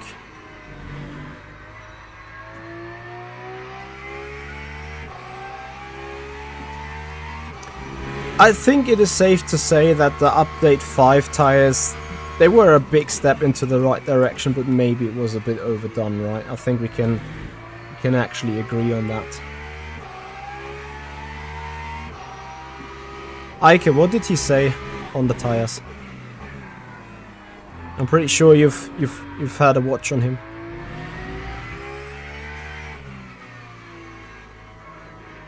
Exactly, Jason Murphy is pointing out something very important. in the Lambo last week on the old tire model, like pre-today, every time I was going into Pujon, I was already bracing myself for impact, for a spin, for a death, for something stupid. Now going into Pujon, even with the Lamborghini, I had at least a little bit more trust. It's like, okay, if I go into the turn and the rear comes around me, I can fix it, I can catch it, I can be fine with it. I'm only losing 1.5 tenths. On Tuesday with the old tire model, it was really like, if you go in a little bit too quick, you just die and have no chance of saving it whatsoever. Max, seems like that car wants to throw you away, but maybe I'm wrong. Where does it want to throw me away? What do you think? The TA84 I use for mid-race calculations, as in how long is the race still going to be, and on my current fuel consumption, how much fuel do I need? Because I'd rather be mad on myself, effing up the numbers, rather than blindly trusting one of these gadgets that are there. They are 95% correct, but it was in the VMS Pro series last time where I found the 5% where they were not correct. And instead of finishing 3rd, I finished 9th. Oh yeah, I like that cut a lot. Probably a challenge for me, doing a lap without putting a cut, and then I think MD 2 more minutes on the pole, tell me the results. And then we're gonna proceed with the majority of votes.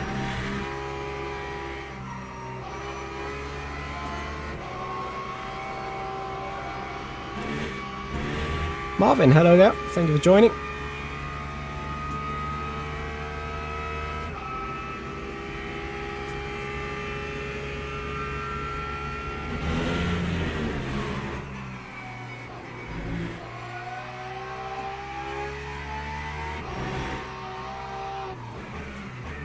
So, can we go up the hill without a track limit? Question mark. More rotation with TC off. Yay! No track limits. Autobahn, you can now recognize me as the calculator guy. That's fine. There is worse things to be allocated for.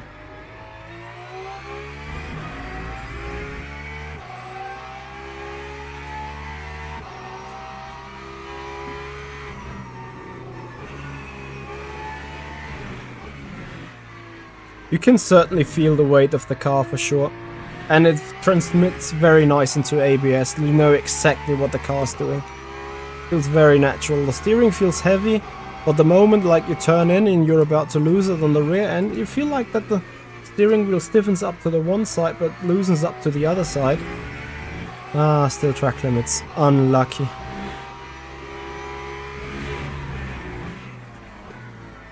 PVT Maverick, yes, a new tire model again, and I think it's massively better. It is a huge step into the right direction for sure.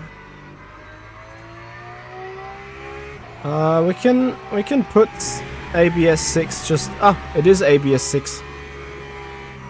Which makes sense for the Porsche, because if you put the ABS to an understeery ABS in the Porsche, you probably just go straight, really. So as you can see right now, the ABS says 6 down there. It's a bit covered up with the track map, so I moved the LCD so you can see it more clearly.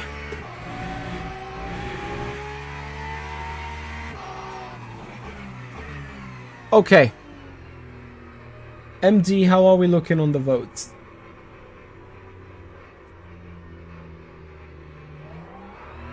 ABS 3, okay, 1. The remainder of the lap in ABS 3. For the oversteer. MD, you can come up with the results in the meanwhile. I mean, ABS 3 works a treat for the hairpin, right? Martin, ABS 0, bad idea. Not gonna happen. Clear win for the Aston around Le Mans. Well, the Aston around Le Mans it is, and that is going to be what everyone has probably came for, which is, pardon me, why I've put it into the back end of the stream.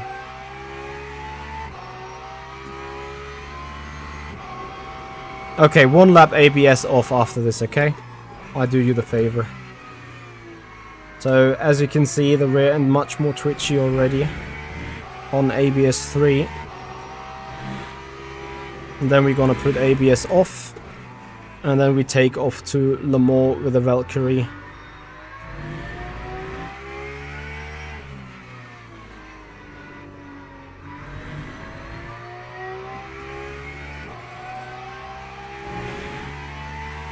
It wasn't 6 all the time, was Kolnikov, yes. ABS and 6 per default. Okay, ABS off, we're doing it. Goliviera, thank you for your follow on the Twitch channel. Ooh.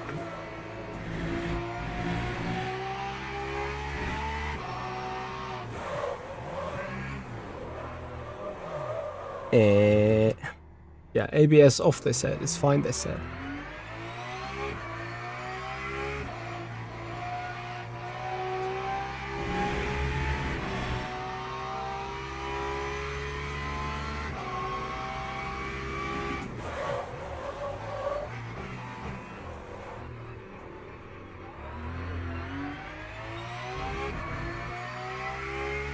So for everyone that has doubted why you should use ABS if you shouldn't run into it, this is your why.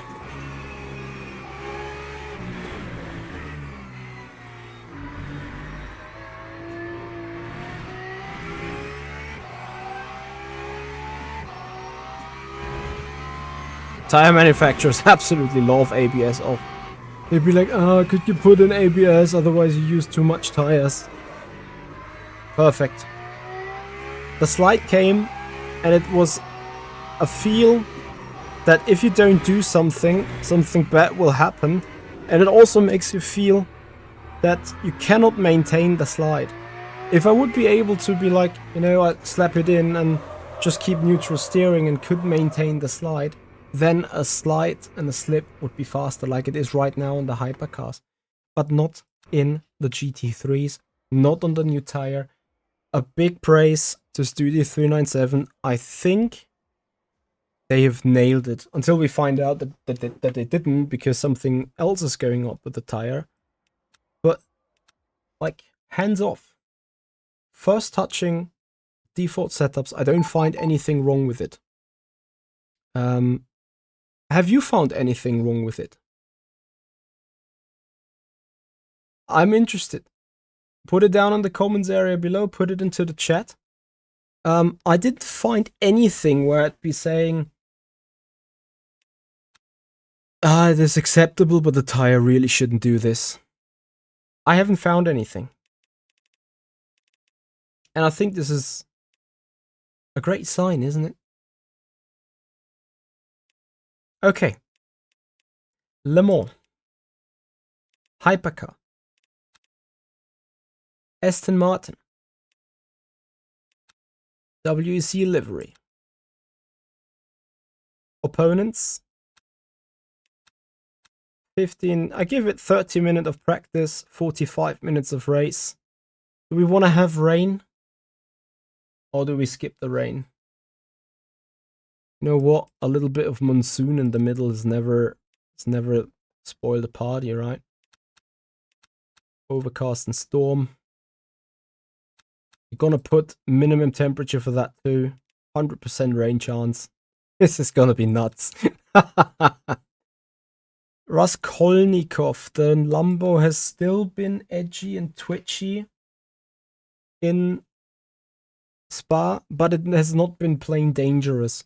Once I'm done with the stream, and this is I'm gonna do that for you guys. Once I'm done with the stream, I go back into it, and I will put chapters on what we have done. So if you are just joining now and have missed something that we've done before, then you can come back and rewatch that period. Okay, while we're loading, I quickly go for a pee break, and then we get going with the Valkyrie at Lambo.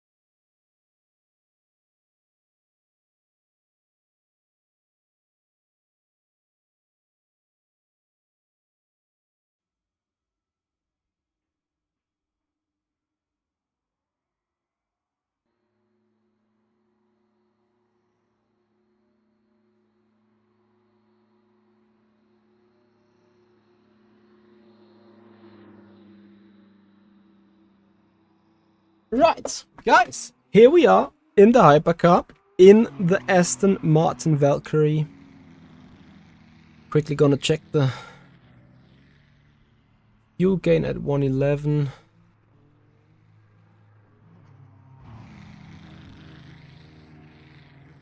A P brake. That's a brake for me. Okay. J6 Bracket, thank you very much for your sub on the YouTube channel. Welcome. And thank you for your support. Right. Le Mans. In the Valkyrie. I'm quickly going to put a couple of values that I would deem being good for a hypercar. Especially with a known tire model. Just a couple of things. Nothing too crazy.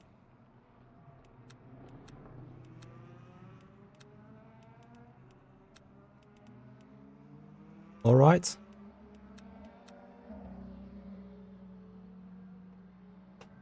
Put on the headphones. It has one bug. I should be able to rev the car right now, right? But I can't. For whatever reason, it starts like an LMDH, which is the only thing that I find off right now. Here comes the engine then. Maybe it starts like that in real life. I don't think so though.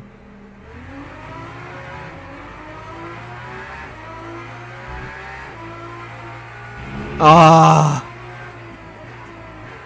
V12 engine sounds.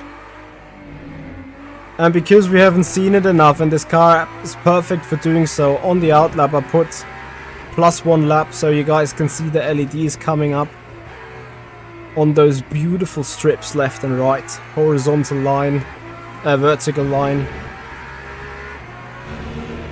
You be ready for the V12? Ah, goodness me.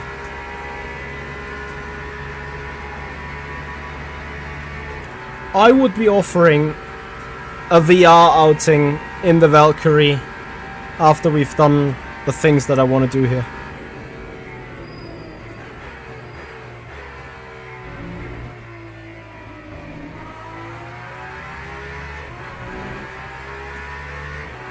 Lazy FL, hello there. Thank you for joining.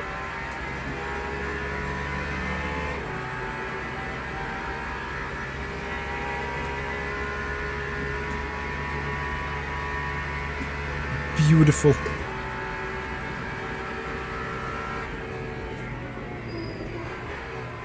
Here the fuel saving works a little different, but before we take care about the fuel saving...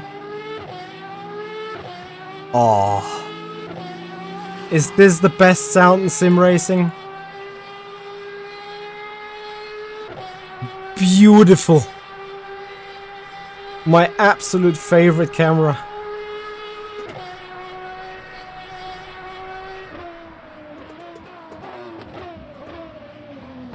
Sorry, the car has no brakes. But it has a fucking V12 that sounds the best.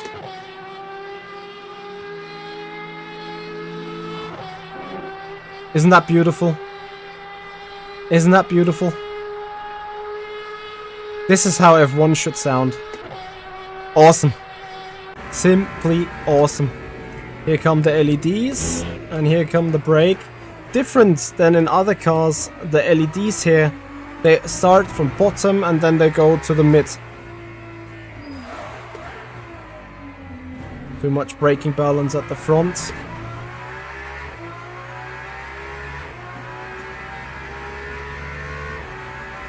Okay, so let's see a little bit about balance of performance in this category. Disclaimer, this is not going to be an esports setup, and I may also need a lap or two to fully understand the car. I haven't driven it before, so I don't know how it reacts on things. The things that I've changed in the setup were only kind of best practices that I knew is working on hypercars in general.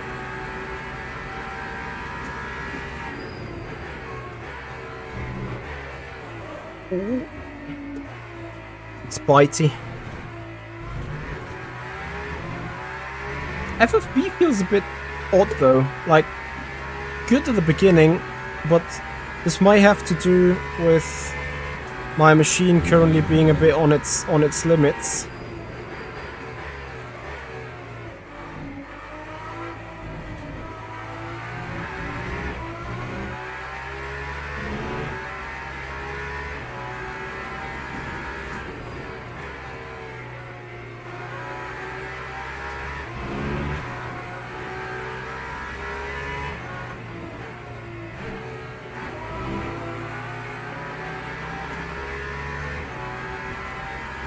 This is beautiful. So beautiful. So, and if you want to see more of that beautiful beast, guys, tomorrow, the V1.0 release party, there is a special event going. Mercedes GT3 only and Valkyrie LMH only. You can decide, shall we go in the Mercedes? Or shall we go in the Valkyrie? And because I'm fearing the Valkyrie might be off, and we're gonna determine that now a little bit. Because I'm fearing the Valkyrie might be off, I might be starting in the Valkyrie in the first place. Because I'm not going to be driving the Valkyrie a lot if it's down on performance. I will do a poll on YouTube tomorrow, or like, I may actually start it tonight after the stream, just to test the waters. But I might be afraid that I rather want to be in the Valkyrie, depending on shit. Yeah, off track. How the car is doing after all. My favorite car in Lamborghini Ultimate. Driving wise, it's the BMW. Sound wise, it was the Ferrari. Now it's the Valkyrie. Pace wise, I don't really know yet.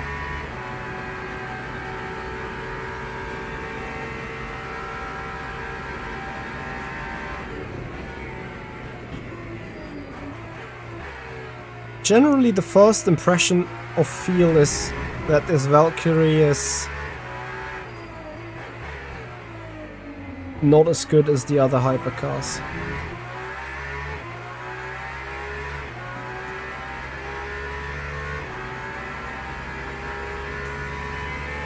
Johnny, hang on a minute. I said I like the BMW, not that I'm driving it. What is this car ahead? Is this an LMP2?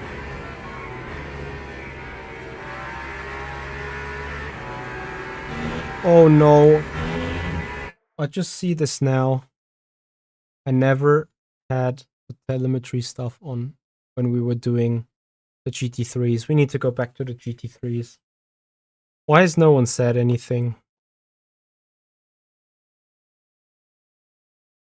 I am so sorry about that.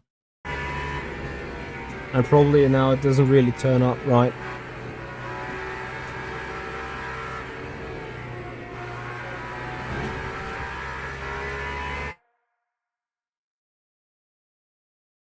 Ugh, frustration.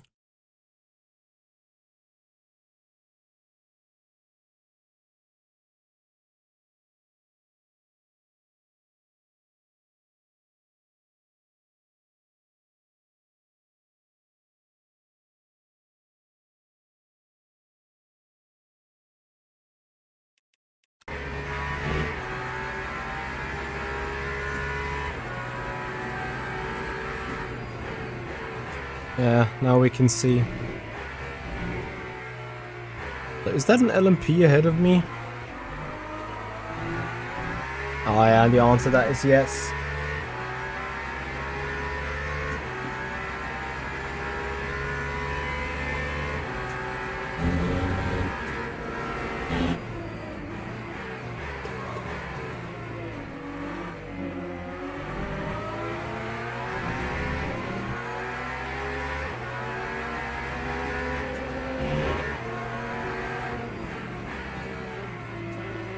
Hey Gibbo.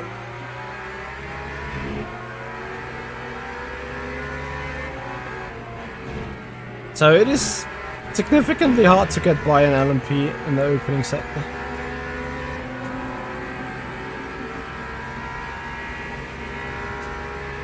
I really hope for safety car and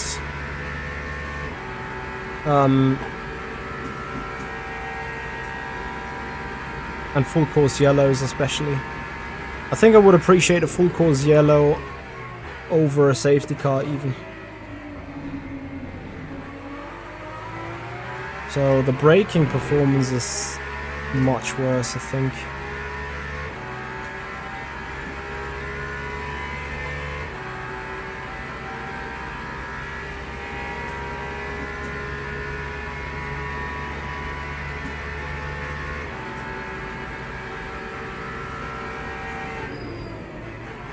I'm also being super lucky with the traffic lately again, right? Thank you so much. Strasser for your follow on the Twitch channel, much appreciated.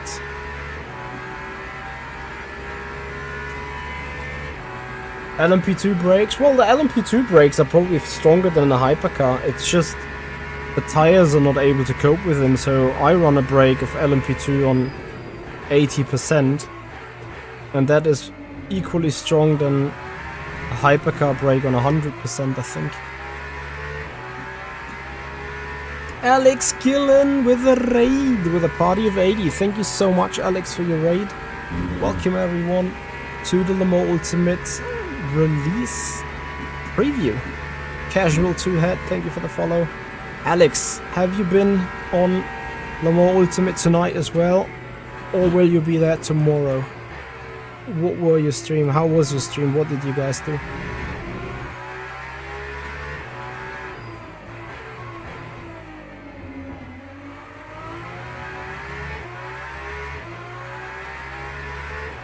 We'll give it a go tomorrow. Looking forward to see what you think. Cake612, thanks for the follow. Much appreciated. Welcome to the stream.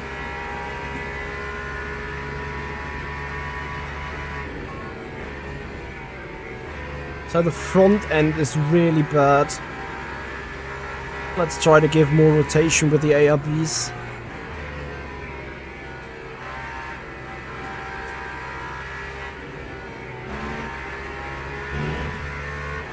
But thanks to it being understeer, it feels pretty planted.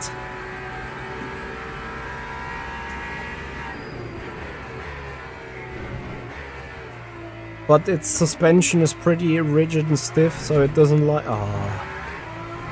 Okay, so let's see, this lap time would have been 3:20:32.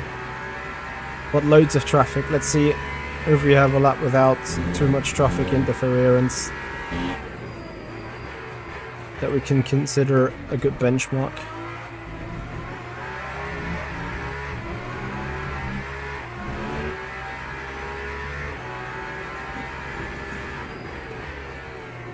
They shouldn't be muffling V12 Aston.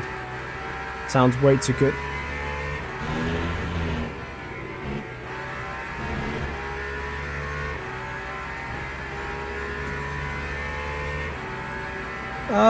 When going over the curbs, it feels like the Lambo stiffness in LMH, yes, but just from the effect.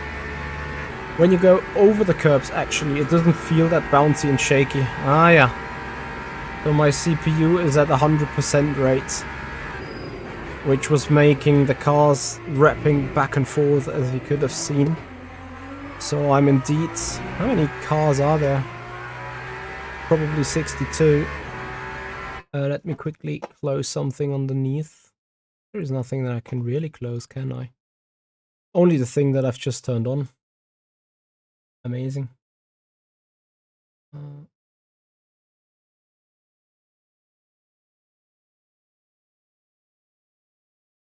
Can go off.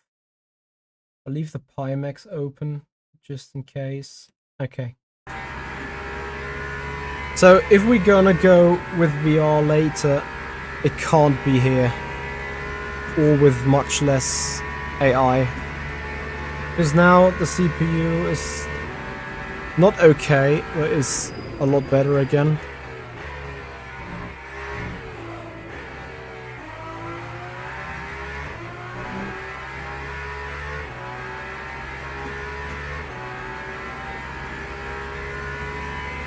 No more telemetry on the new replay.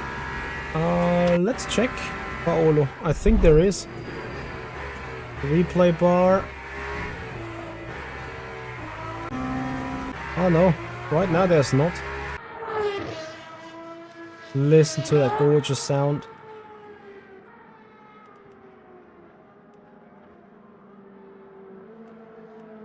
Yeah, found a bad camera probably for that. New HUD obviously in the watch screen.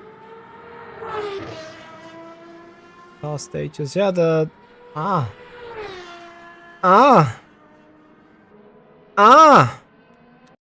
F.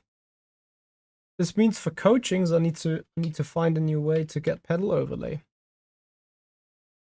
No, which is fine, because I'm usually doing my coaching in this view when watching on board, and then I see the overall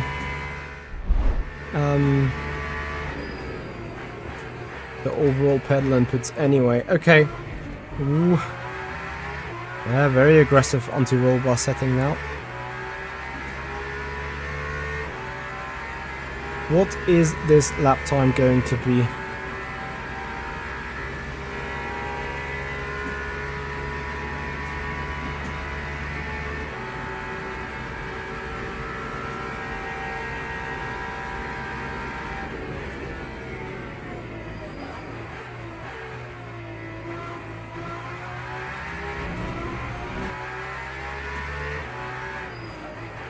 Jasper's GB channel, hello there. Does the new tyre model make it impossible to lose the car? It's not going to be impossible to lose the car, let's face it, you can always lose the car. But it is much more possible to save the car, and I think this is the fair accusation that we can put here.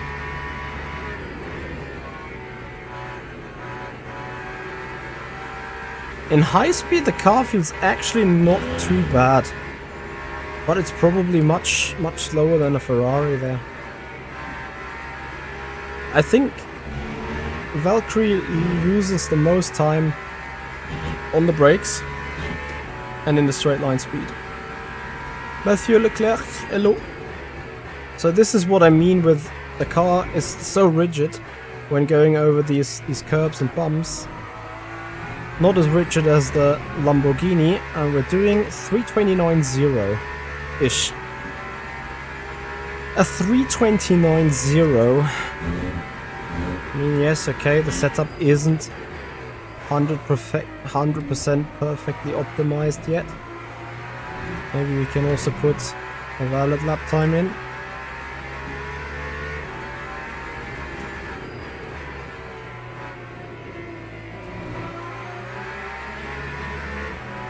A little bit compromised here, of course.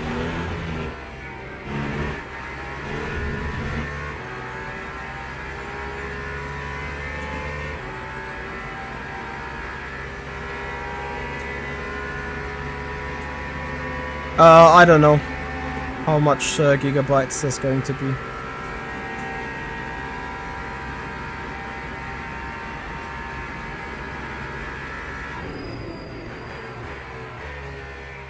Yeah, so here the Valkyrie brakes where the LMP2 has the brake. So roughly 20 to 30 meters earlier than the Ferrari.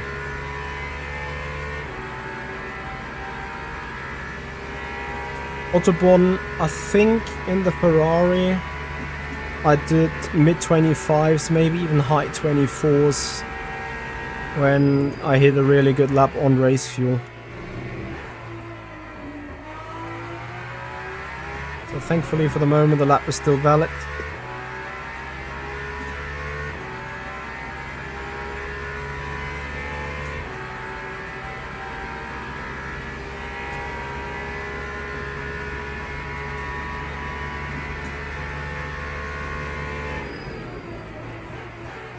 Might have been a bit late on the brakes, just about enough. I think the brake bias is set a bit to the back now.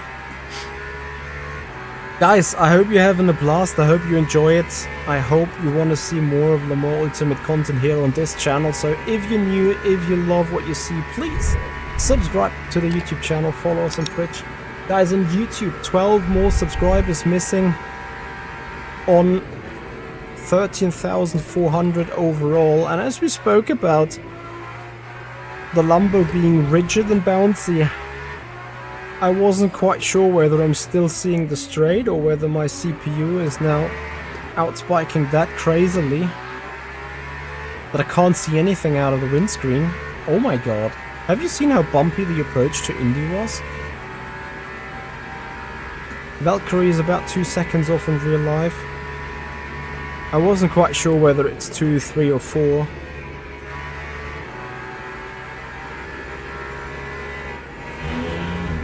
But then let's say the Valkyrie does 328 in the real life. Hypercars did 326, 327s. Or maybe Valkyrie did 320. No, track limit. Come on. 329. Then I have to say the Valkyrie is probably, in terms of reality check, pretty much on point, right? 29.2. Eduardo, there is no change in the Hypercar tires. So nothing. Oh, that was even painful on the hands. So nothing felt to be changed there in the first place. In qualifying, Valkyrie did a 325, so 3 seconds off. Let me do a little bit more of guesswork here on the... Where did the notes go? Ah, we should bring the notes back here. Adnan Zaidi, thank you very much for your sub, appreciate it. Welcome to the stream. So I'll take myself a fresh set of tires. Once again, I am putting a bit more rake. Putting that a bit softer at the front. Hopefully getting a bit more rotation out of it. Powertrain, coast. Be fine. Power set a little lower. Maybe the power cuts as well a bit down, so does the slip angle. Anything else probably is fine. Anti-roll bar P7. Front diffuser, yes, P2. Someone said it in the chat and I forgot about it. We can set a front diffuser on the front of the Valkyrie.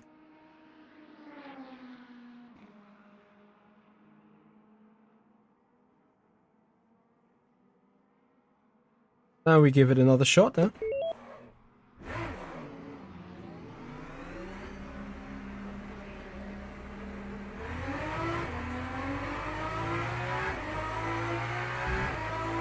So I think after the Valkyrie, I will put on again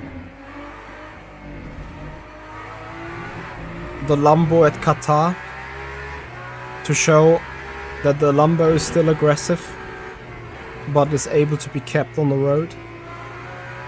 I think that would be reasonable, wouldn't it?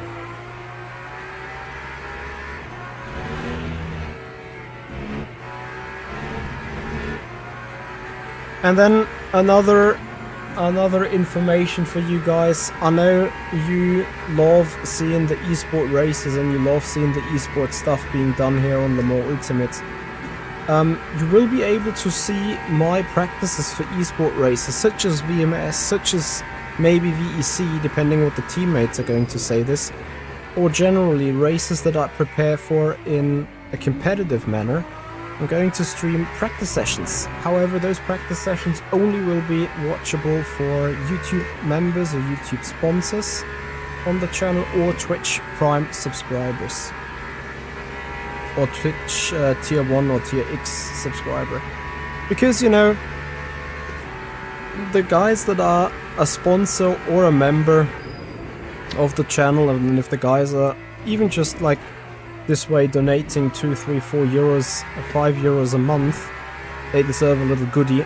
And that goodie is going to be the practice sessions where we're going to talk a little bit more about setups, where we're going to talk about how do I feel in the car, what is my issues with the car, how do I want to fix the issues of the car, and where we are going to explore and hopefully improve or explore improvement possibilities together.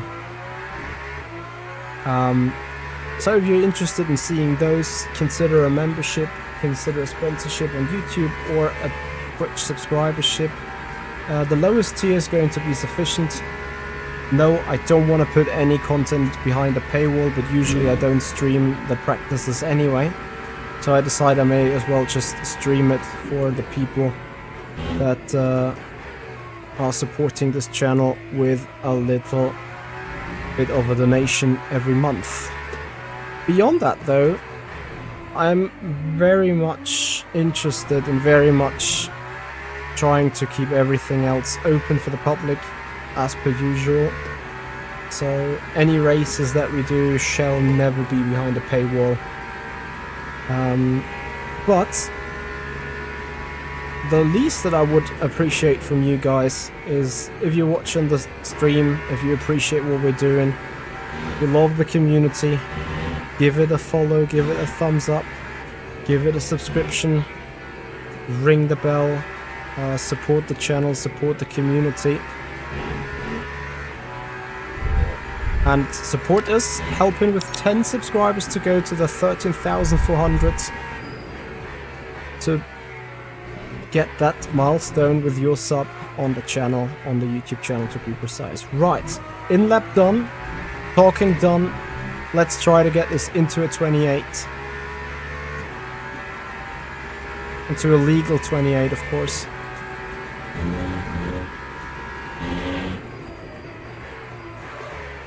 Oh, I feel like the tire isn't quite ready yet. The more messages you type, the more you get paid. I'm sorry. I have to laugh so good about it that I keep missing the turns.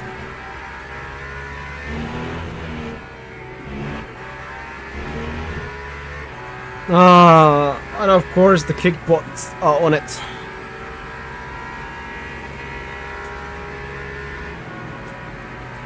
Thoughts on the Valkyrie, everyone?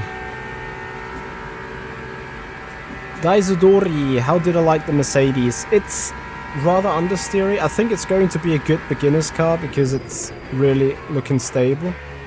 Oh, this is a good comparison. There comes a hypercar. Finally something to compare to.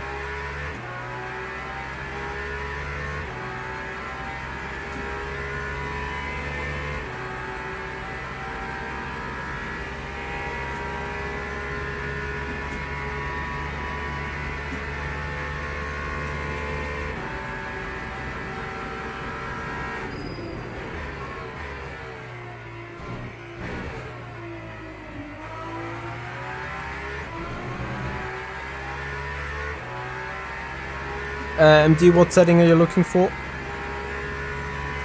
Autobahn, the sentence in the brackets, offline play maybe, is probably the decisive thing.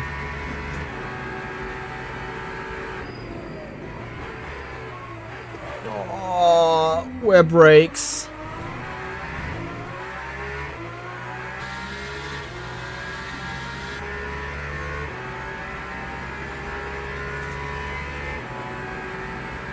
Oh yeah, to remove the CPU, GPU load, Control C.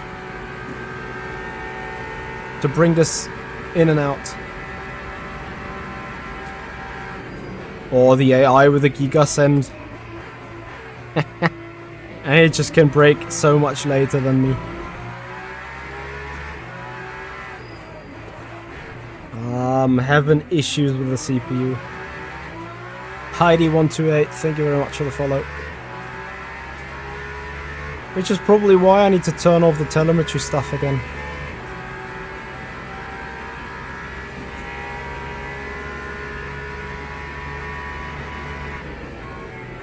AI with the grip hacks? Nah. I just think that the Aston, that is just, I don't want to say bad, but that is just how the Aston drives. There is a reason why they find themselves always in the last third of the table.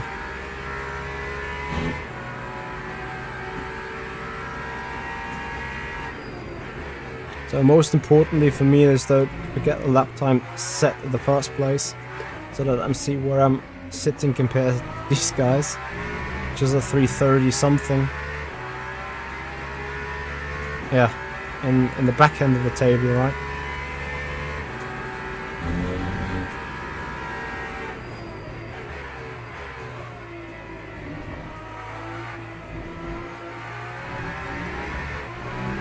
Right now, don't be intimidated by the CPU issues that I have. You have to consider, I think we have a 62 car grid right now.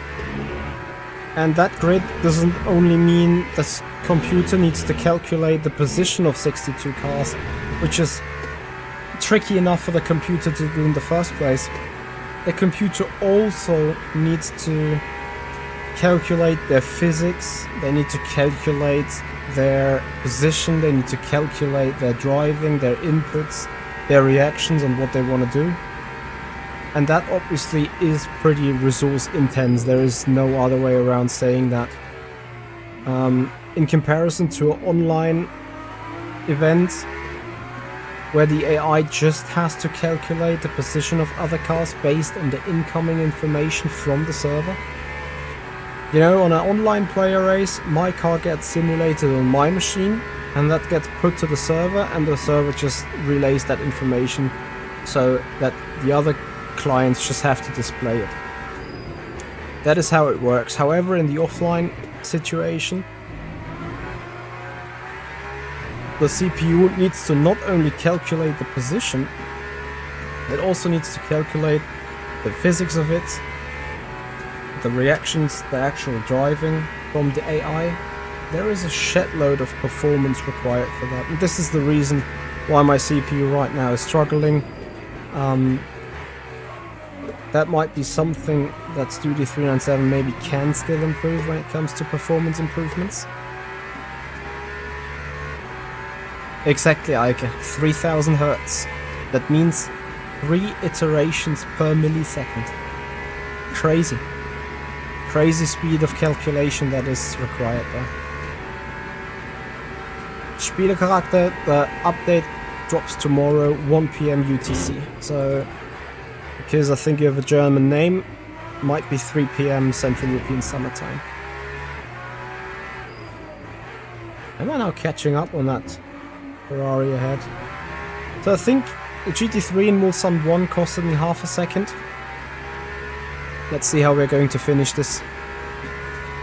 Let's see how we're going to race this. This is the even more important thing. In a 45-minute race, with rain in the middle, with so many cars on top of that.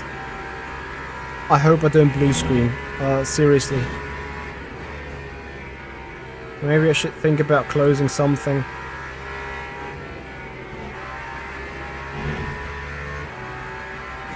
I'm running brake bias 52.3 here.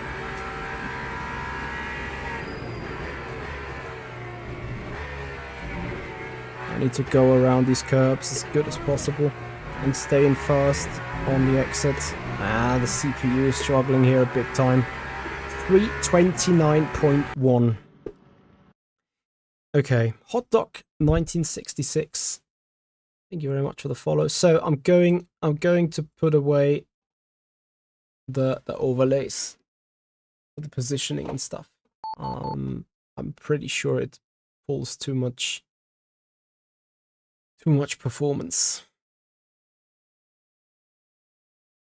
Okay, and then we jump into the next session of 45-minute race in Le Mans. Here we go.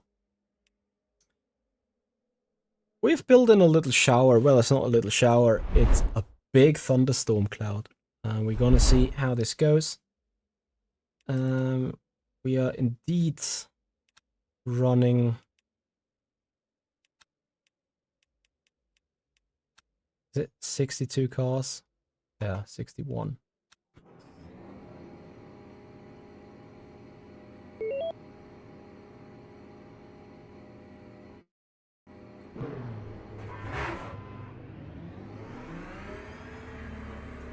So, the only thing with the update right now that triggers me a little bit is the lengthened phase of rolling into the grid for Le Mans.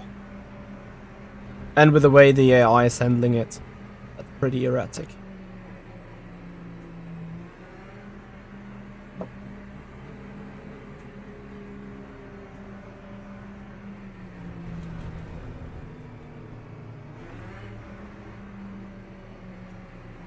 You see what I mean? Like, in the current the current sorting of the grid, I feel like, yeah, firstly the AI is going slower. Secondly, I feel like being in a class on my own, or rather being in an LMP2 class. Because I'm side by side with that LMP, am I?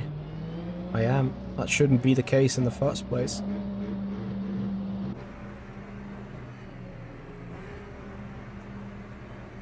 Ah, come on.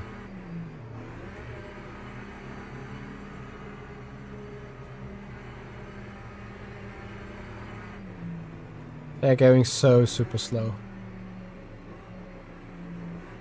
Anyway, guys, 9 more subscribers on the YouTube channel to 13,400. Would absolutely appreciate your support. Have a follow, have a sub, like the stream, ring the bell.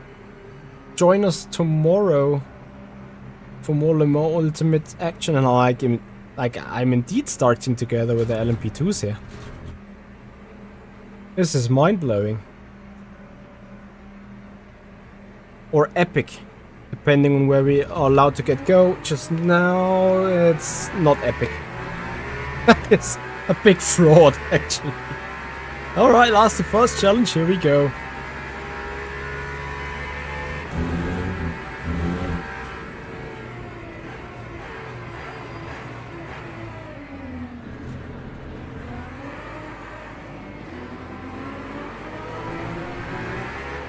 Brilliant start to the race.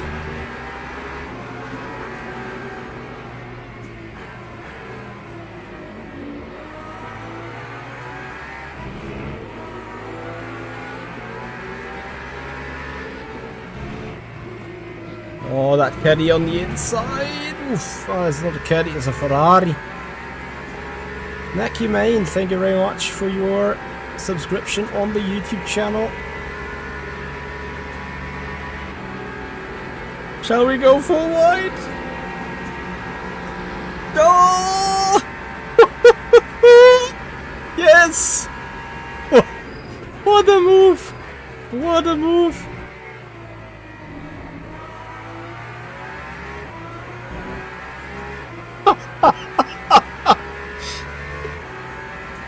Brilliant! Yeah, Sharon, a lot of people would have blocked me for sure. Now we're back on the back on the threat from that Ferrari. Oh, and I need the brake so early. Oh, and yet just enough.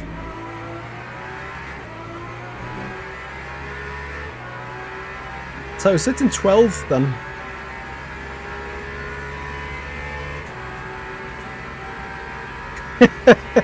Through goes Hoyer. Oh yeah! Wait for the rain.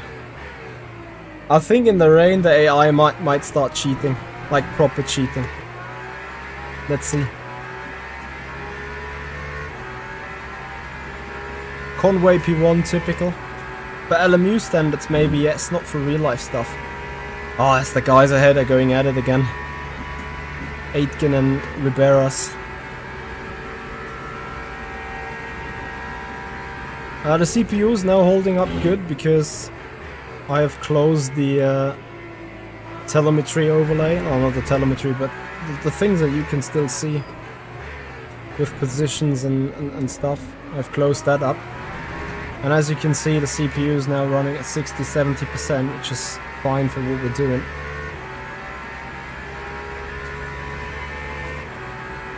So, I remember that in the free practice I used more aggressive. Oh, ARB. Oh. Ferrari saying I'm having none of it and just goes through. I mean, okay, I've done a mistake into the Porsche curves, but on that Ferrari, you're just seeing right now where is the issue of that Aston Martin.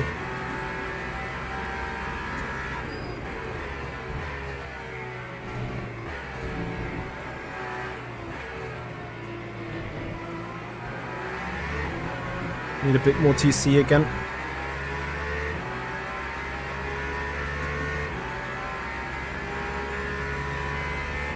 Rezzetti, the update drops tomorrow for you. Tomorrow, 1300 UTC. Sigric, thank you so much for your subscription on the YouTube channel. Welcome to the stream.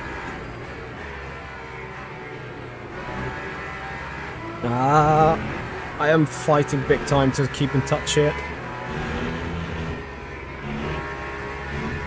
Can we go into the draft? Can we go for another 4-wide move?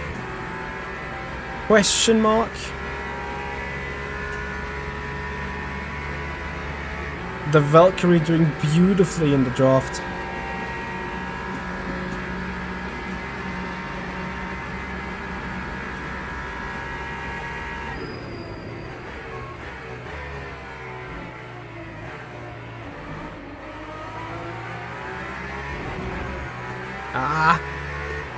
Ferrari there with a better momentum.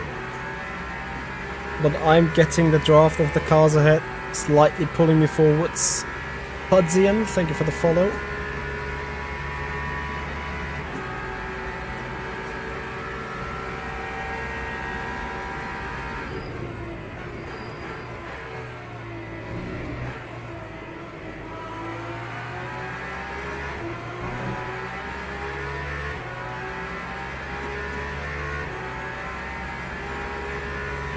Valkyrie ahead goes defensive. Now opens up the door though. As we go for the move.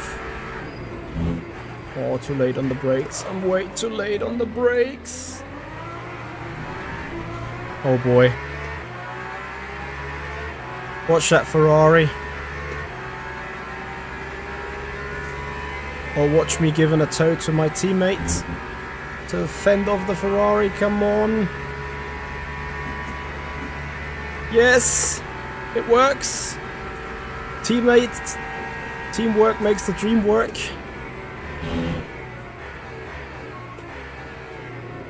And he maintains the position for the moment.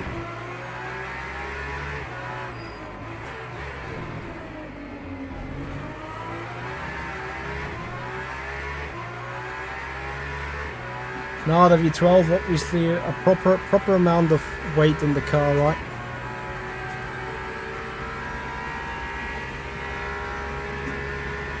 So into P11 we go. Can we climb up further?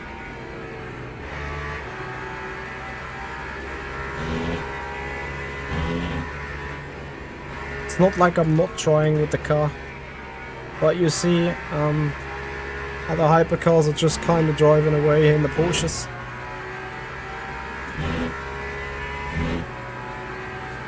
Here comes the rain, does it? No. For a moment I thought it starts raining. Because the rain is coming, obviously. Temperature is still 18 degrees. It's drizzling, isn't it? I think I'm seeing raindrops. I do. It is drizzling already.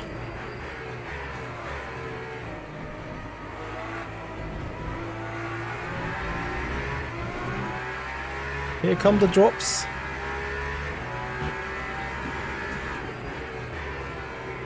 Oh, this is going to be nuts.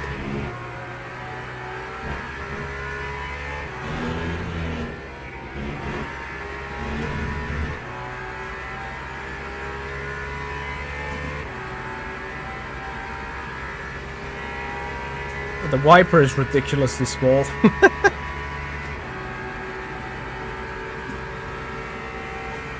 Monsoon mode incoming indeed. This was the whole purpose of it.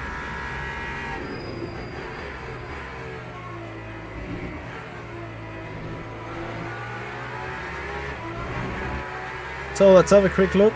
Expected are 13 laps of racing, 12. And we need 22 virtual energy for that. And if it really pours down, we need wet tires for sure.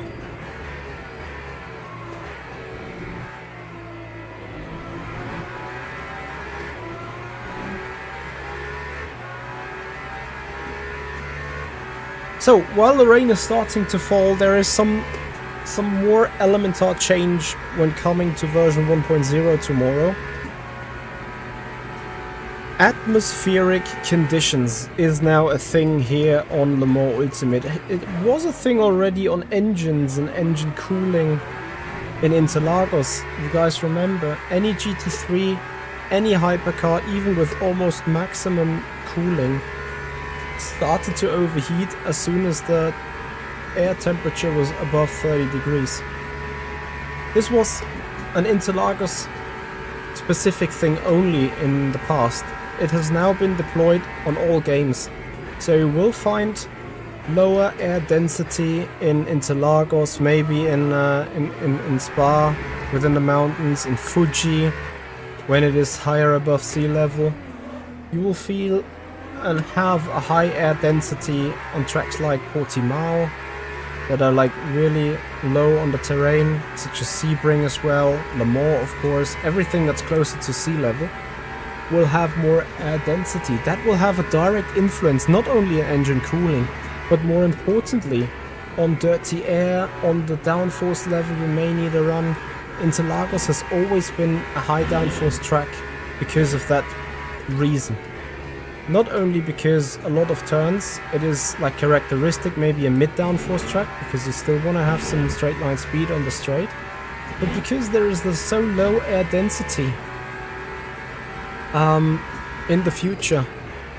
This is the reason why high downforce will be even more important around Interlagos, as half of the hypercars are going into the pits as you have light rain, the track condition is dumb. I think it is one more lap before putting the wets on. I mean, it will get slippery now, and probably by the end of the lap our tires will be completely out of the window. However, time to make some moves. Yep, we think we should come in to consider wets, says the race engineer. And we're gonna follow that call. We check our virtual energy, 72%. We want to have plus 22.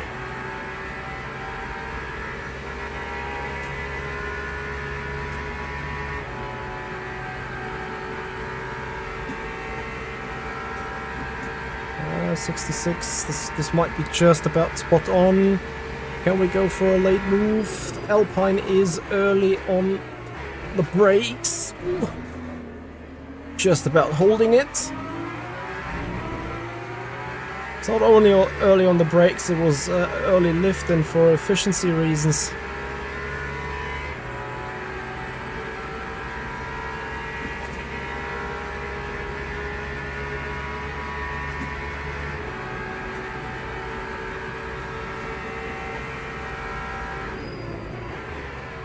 Oh, the Ferrari there with a lunge on the inside. Yep. It's wet. Rear ARB -1, front ARB +1, power cut 8. Tire temperature 65 degrees on the core.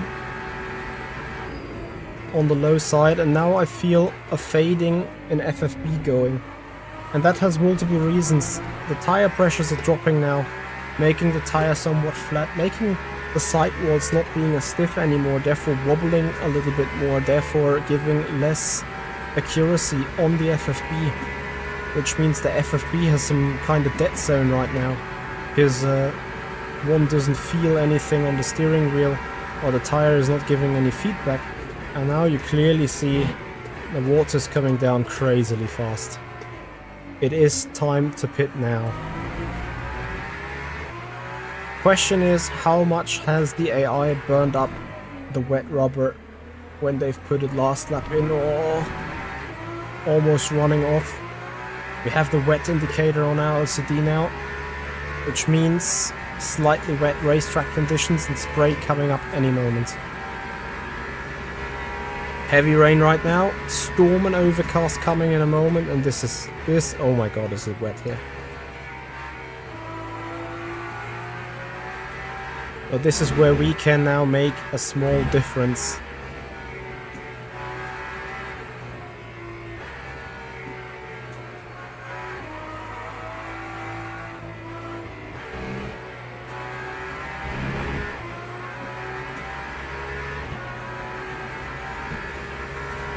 And now the GPU is struggling.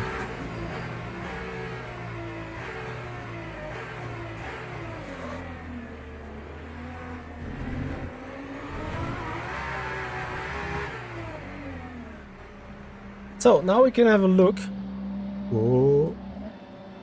on the LCD on the side. First let me find the pit spot.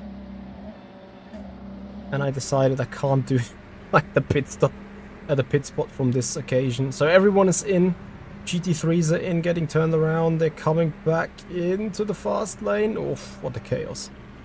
What a chaos. Please let me find my spot. Ah, yes. Perfect. So I actually get possibility to save in progress. Fuel, I can now alter fuel and stuff. Virtual energy. Yeah, I should know what have I burned till now. We have done, how many laps did we do? 4. 35 divided by 4 times 13, which is what we're going to do apparently, minus 100. Was it 4 laps that we did in 15 minutes? Yes, about 4 laps. 1375. So I think I should be good with adding 78-ish. That one, radiator cover, I'll leave that. Repairs, none. Wet tires, we start driving. This is one of the features here on Le Mans Ultimate. But we still see... Hang on a second. A small bug that we found. So we still see no counting on the LCD side of things. Oh, almost stalled the car. And we're now sitting 4th. Into the rain we go.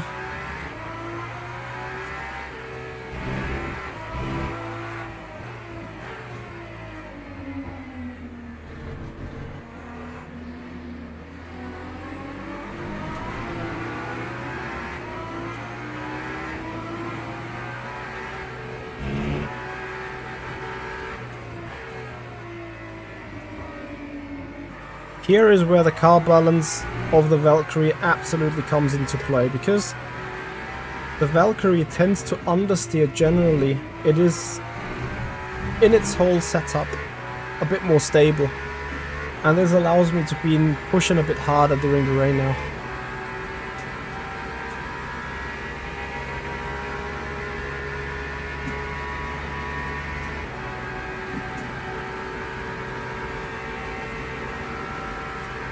Andreas Schrattenecker, yes. There is no wet line driving yet in Le Mans Ultimate. Still the dry line appears to be the fastest choice.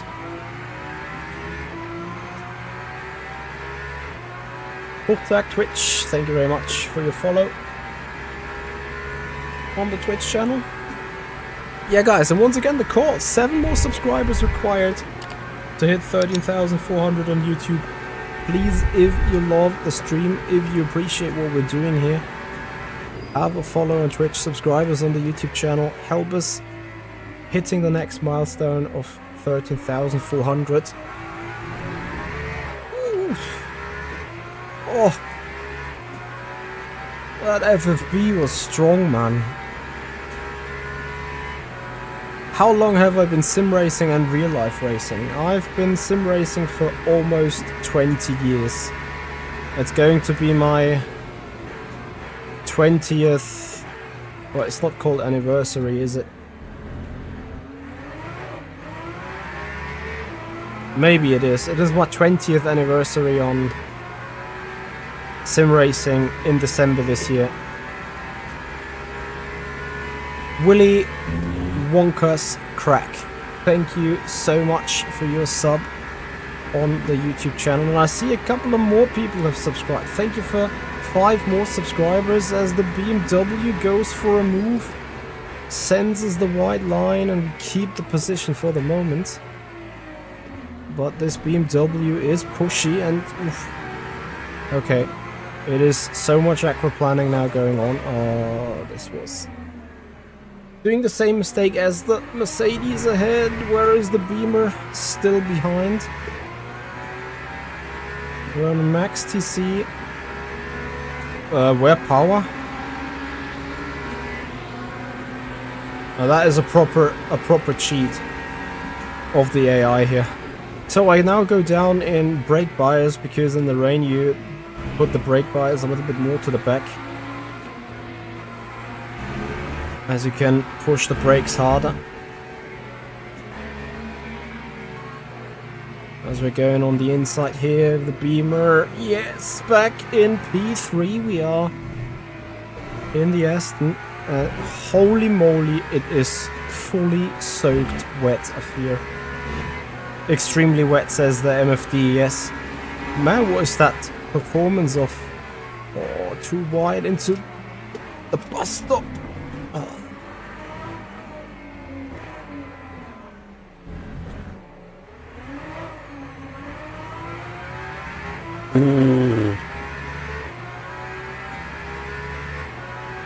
Oh my god. Lala Leffy, what do you mean? What DIM? Diameter of the rim, 31 centimeters. Okay, it is not fun wet right now.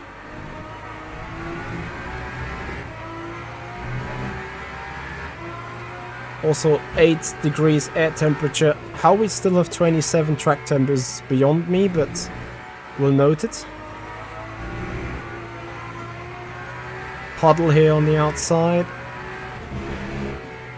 It is fully soaked wet. Really, really wet.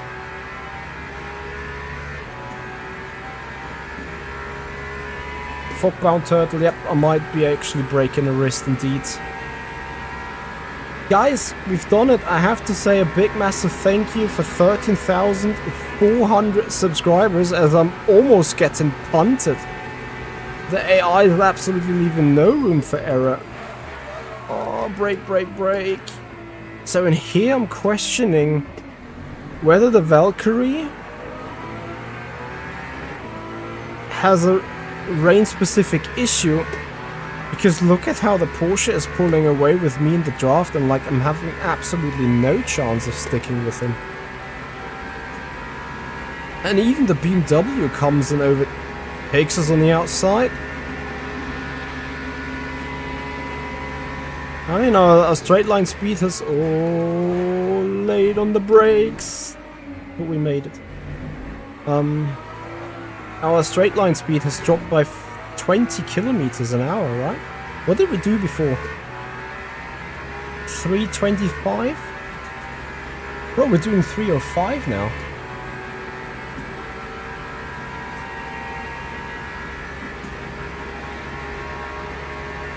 The TC, oh yes, that is a good call.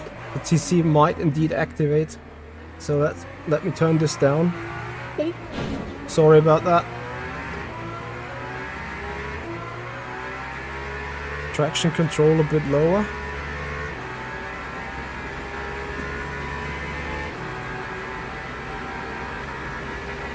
That is indeed the case. Wow, on TC11 it just cuts in. Good shout. Good shout. Cars back on performance.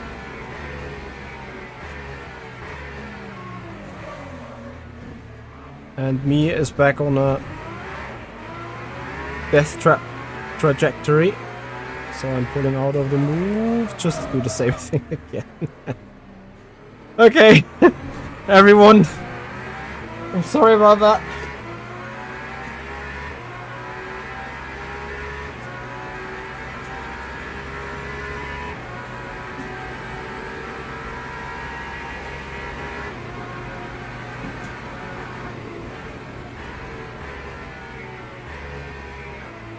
But this is fun, isn't it? And now here's the deal, guys. I know you guys have been interested in VR. If I have a VR glass somehow in the beginning of Q1 2026 and career mode is coming on Le Mans Ultimate, I'm so ready to do career mode in VR. This is a promise. If we can get a VR together,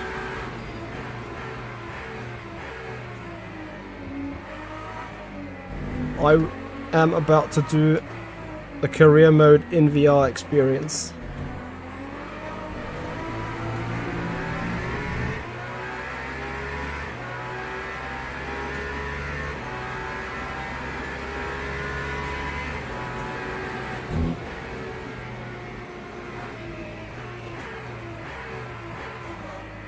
And maybe also in the Valkyrie.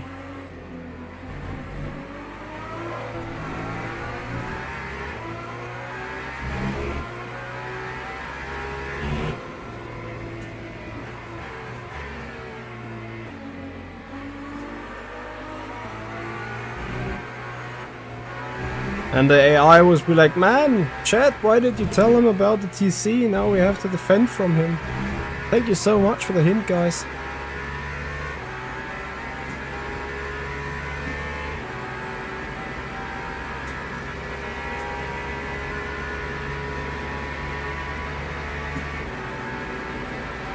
Yes! Draft! 328.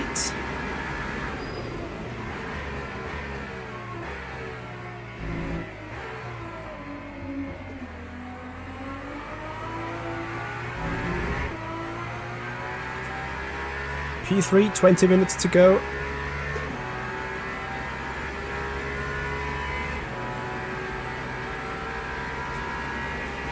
And the spray is getting lesser and lesser. I hope we don't need to go back to the slick tire for like the very last lap.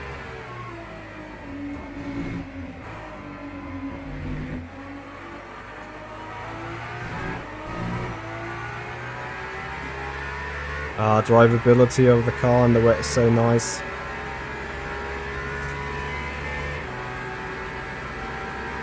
Guys, it is an overwhelming stream today. I really have to say a super massive thank you to everyone watching and involved.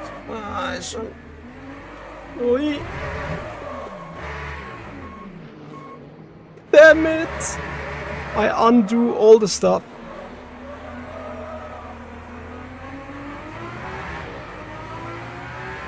As we spin out of the podium. No! Nah, still though, jokes aside, I'm really, really overwhelmed and grateful for the big amount of people enjoying the stream today.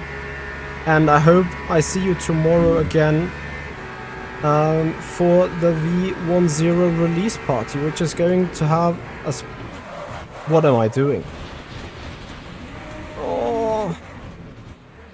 Dumb BS I'm doing. Oh, bear. Yeah, so I'm not sure if I can even make it back to that group ahead now, because 10 seconds is a lot. I don't think... I've just thrown away such a good result now. Again, tomorrow is going to be the special event where we're either gonna race the Valkyrie or the Mercedes. I've turned invulnerability on because I feared something like that would be happening. Yeah, I'm driving distracted in conditions where you have maximum focus, please, probably. So tomorrow stream goes live at 7 or 7:15. Valkyrie or GT3 is the question. You guys can decide that probably tomorrow on a poll.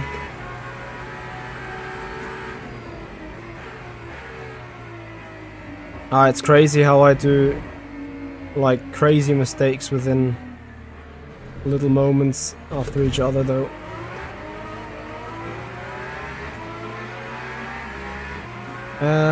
Well, I try to have dinner between 6 and 7, or sometimes I take dinner after the stream even.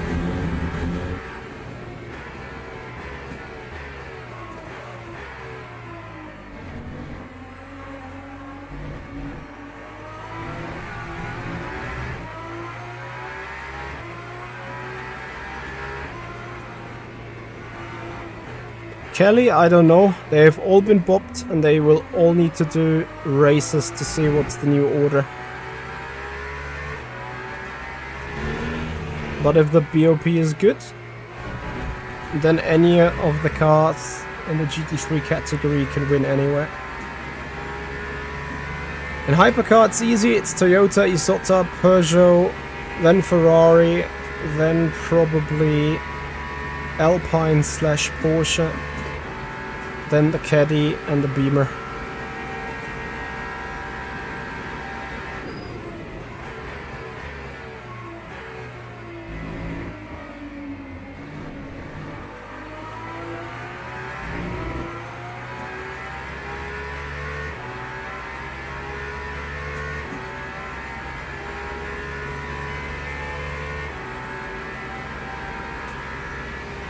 Okay.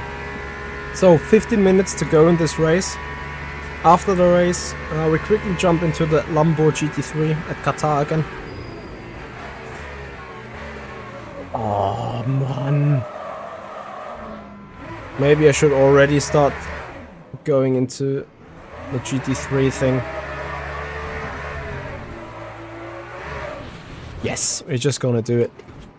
Because it's pointless to just run around. I mean, I could obviously finishing the race, but you know, doesn't really make too much sense. Obviously, I could now come back and be like, let's put me back into the car at the pit stop. I think that here. Yes, backup save. So I could go back and continue the event if you want that. You can continue the race.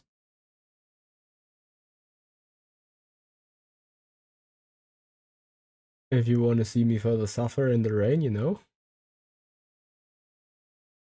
And maybe not get completely screwed with a TC here. It should now spawn me back onto the pit stop, right? But it's up to you. Maybe MD another time for another poll. Keep continuing in the Valkyrie or Lambo GT3 at Qatar, which is going to be the last thing anyway. This is what you always want to do in ETS2 whenever you crash. Oh.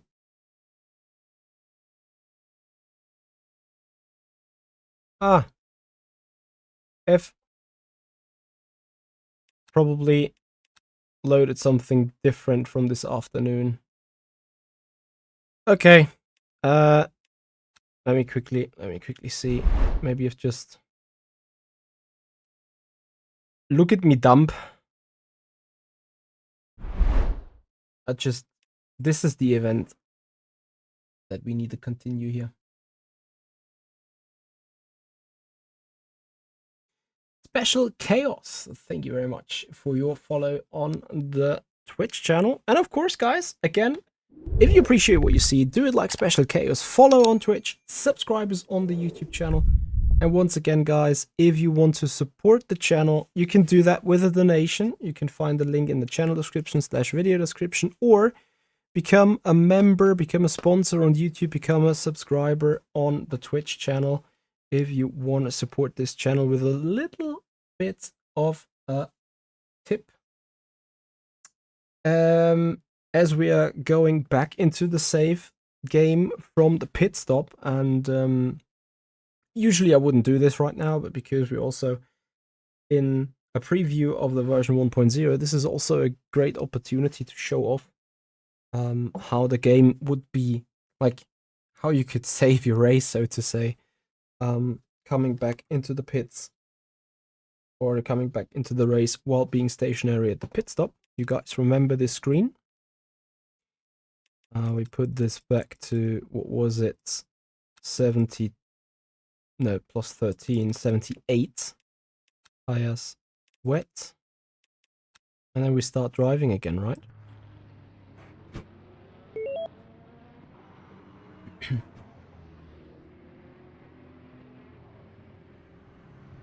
And don't worry, if the poll in 5 minutes say we go with the Lambo, then of course we go with the Lambo. Okay, they're rejoining the race in third.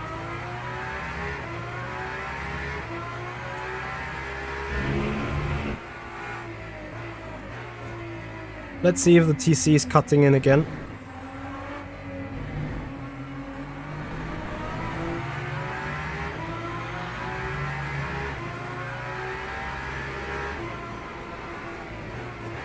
Have your vote, guys, if you want to see us continue here, or if you want to see us going to Qatar with the LMGT3 of the Lambo.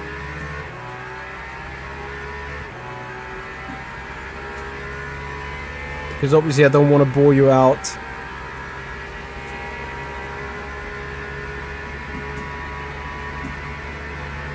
But I could imagine that Lambo with the GT3 and the telemetry in between could be worth another shot for you.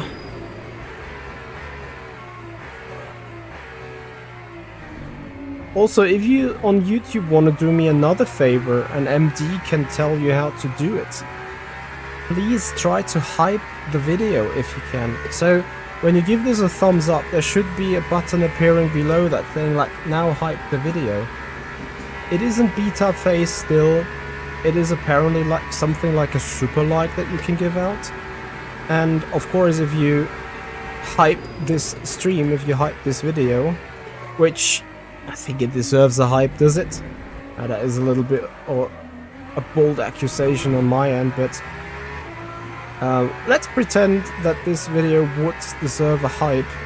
That way you can tell the YouTube algorithm that this is something super great. You can only do it from the mobile app. So everyone go into the mobile app. Come on the stream from the mobile app. Give it a like and then give it a hype. Feel free. This would be super valuable information, by the way, guys. So I know this is a bit dodgy and edgy asking for it, but if you can care about it, or would care about it, that would give me huge insight as in how it works. So Ike doesn't have it on his mobile. My girlfriend had it on the mobile as well. Not sure if she would have it on a desktop PC.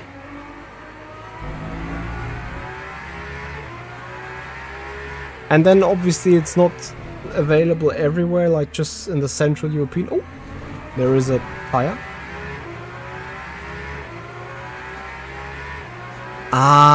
You can do it for the VOD. Copy.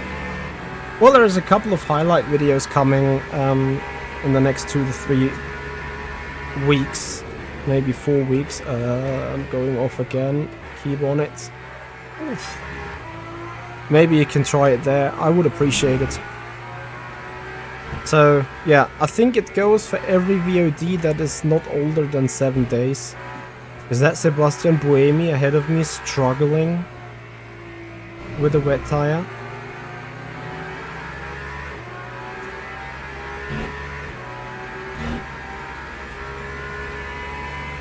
MD, do you see it for the VMS race? Don't hype that because that was a bad stream. Not bad as in the numbers, but bad in terms of personal performance. Like nothing to see there, you know. Okay. Interesting. Yeah, rather go back on... Or on Friday. On Friday I'm going to... Oh... Oof. I'm going to publish a video about my VR experience where I also need your help. Oh.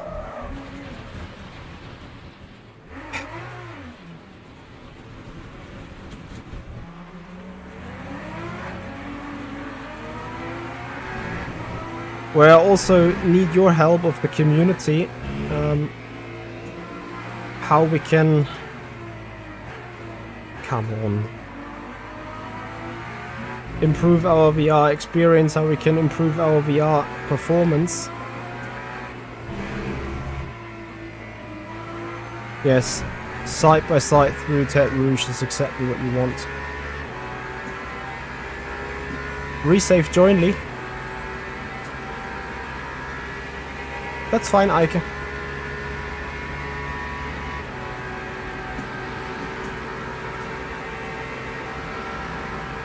Yes, I would have to lift if I would be on a fuel saving strat, but the purple LEDs, if they're constantly flashing or like turning red, like in this case, then I'm locking the fronts. If they turn blue, I'm in the TC.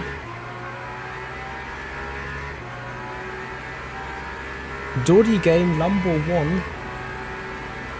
Is it?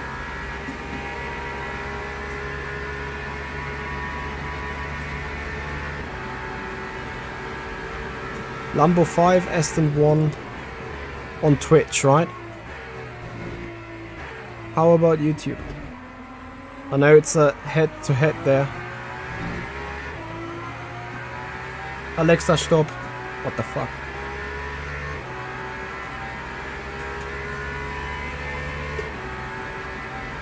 How is the total votes though on the YouTube channel? I mean, I may give the GT3 a try anyway. Let's just do it. Like, it's not super enjoyable to drive like this anyway. And if we're gonna race this car tomorrow, I'm pretty sure you guys will be on it. This whole point was to show you about the functionality. Okay, race weekend. Alexa, stop. This is crazy. 50 over 43 votes. It is almost 50-50, so I think we can deal with the Lambo at Qatar. Okay, the last thing we're gonna do today, Lambo at Qatar with the telemetry. Have I had a setup there yet? I don't know. Yes, empty Alexa. It's Maul. Absolutely that. Okay, I'll be right back.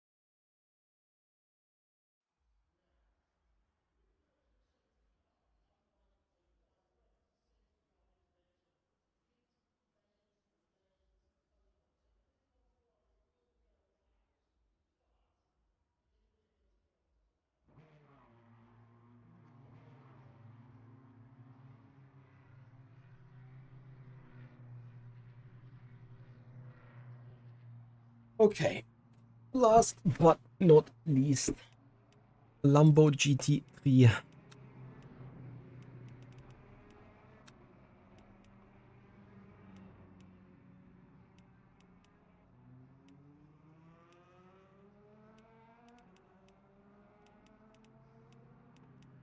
No, I don't have any setups, so we just leave it in neutral or like default. Couple of clicks here, 100% brake stuff. Okay.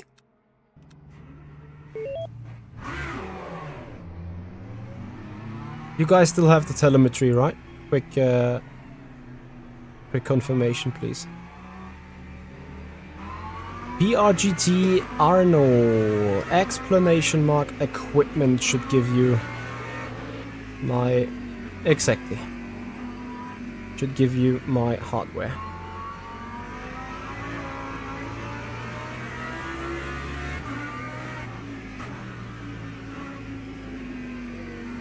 You guys remember what we did in the Mercedes around here? Was it 159-ish for the default setup? Lewis, I'm about to finish in 20 to 30 minutes. This is the last thing I think that is on the list for doing. And then it's about tomorrow, making a thumbnail for tomorrow's stream.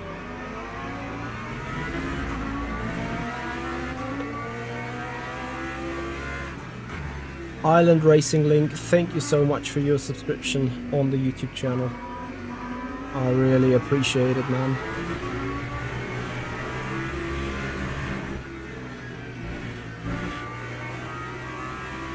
Should have perhaps not had opponents around, but whatever.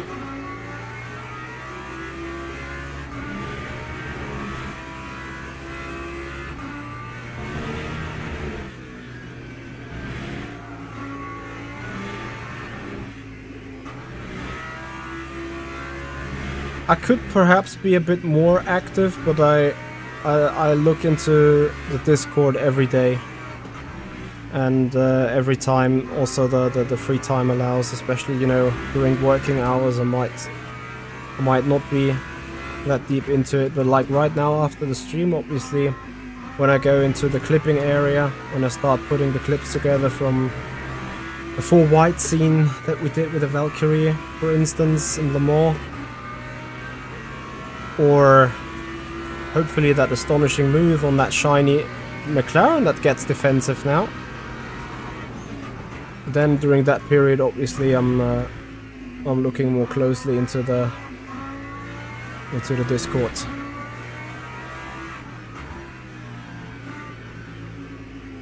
But it is something that I want to explore. Obviously, with me being active in the Discord also would mean the community needs to be active in it, like actively using it, actively, you know, having a conversation going, discussing things. I think that is something that that I need to improve as a community host as well, like to motivate you guys for interaction within the Discord. Alex, thank you so much for your sub on the YouTube channel. Much appreciated.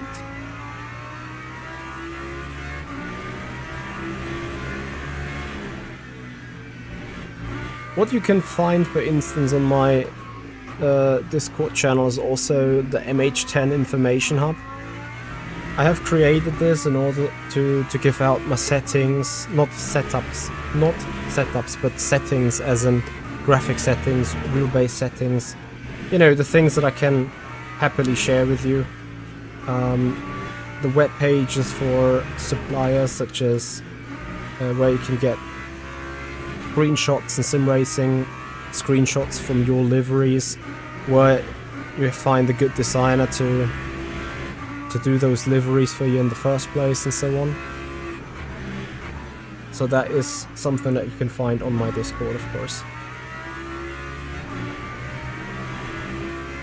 Alex and Nitrox, thank you so much for subscribing on the YouTube channel. Welcome. At 1,000 gift subs, I unlock the free setups channel. We can speak about that. If you guys get me 1,000 gifted subs, I can find setups that I can give away for sure.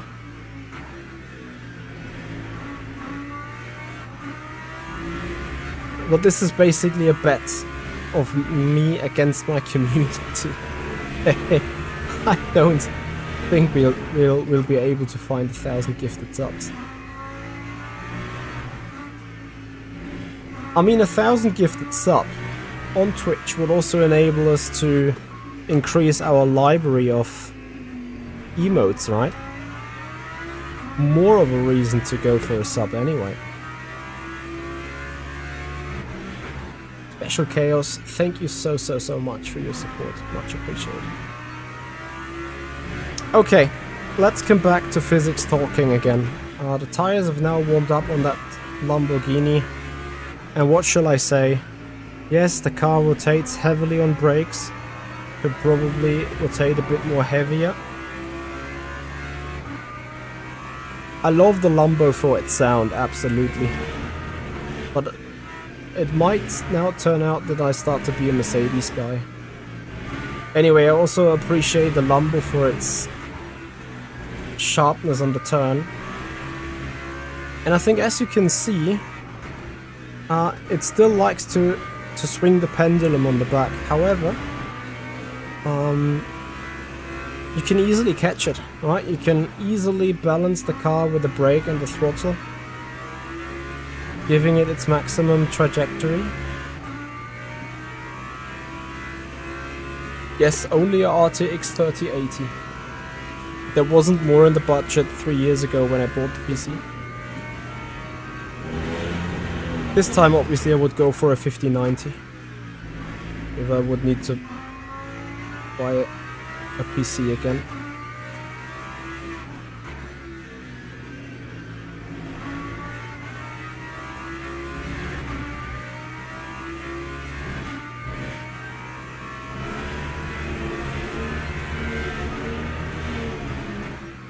This is a V10 engine. Lamborghini is a V10.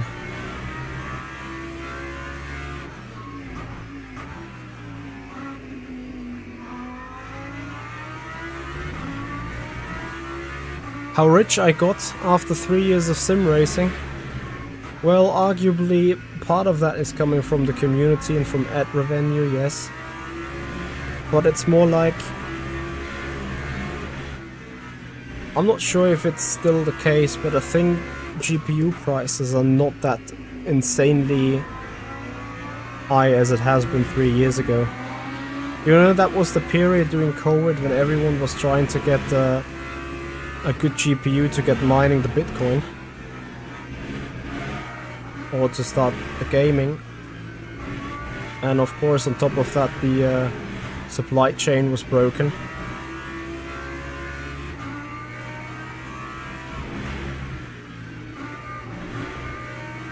But like the sound of that Lambo still sounds like a V10 though.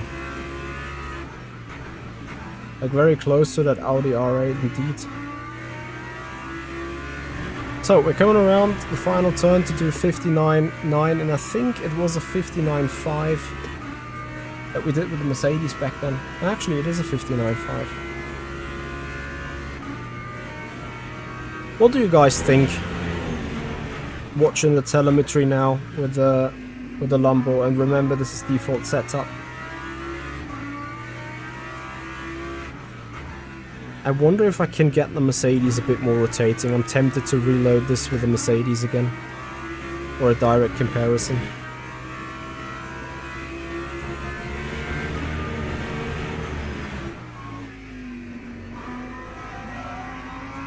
Yeah, you see a slide, a catch, a bigger slide, and no possibility to catch. Yeah, exactly. 750 quid for a 3060. There's nothing too special, right?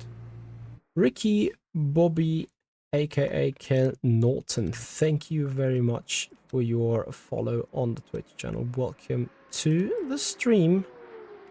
So, less preload, less TC cuts, less slip angle, give it a click less on the rear wing, a bit more rotation on the front, a few more clicks on the back of the car, and let's see how it drives.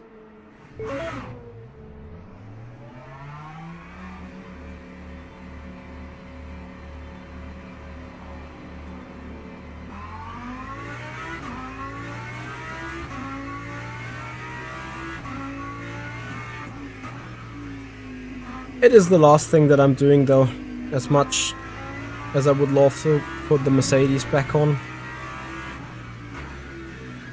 To see how that gets more rotating. Maybe that is the better opportunity, okay? Put the Mercedes as a direct comparison to the Lambo.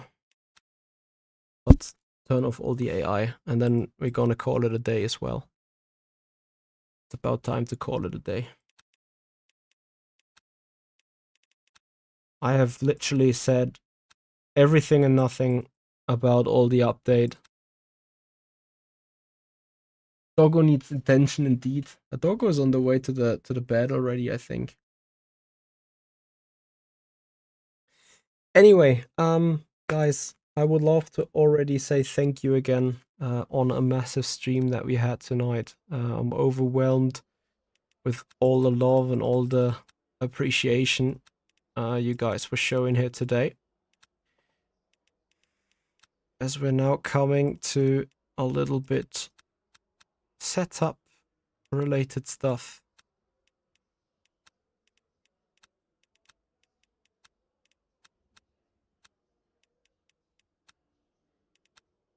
I'm gonna give that a bit more rotation.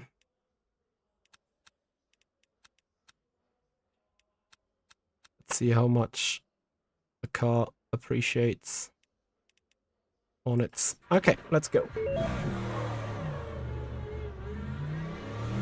The last thing we're gonna do, a couple of more laps in the GT3. Yeah, I can only encourage you to join our Discord, hang out with us, take part of discussions, take part of ideas, take part in conversations, and you know, whatever is really worth discussing, whether there's another iRacing scandal with a team purposefully wrecking every other guy, or whether it is something that happens on the Mans Ultimate, or my Discord server is going to be the place to discuss about that in well, politely manner at least. A little bit of bantering left, right and center of course, but number one rule is be respectful towards each other. That was too cringe, binning the car 3 times and then making sure everyone else bins it as well. It was quite funny to see like 15 teams and a train behind them because everyone was too freaking scared to get the moves done. Crazy, crazy times.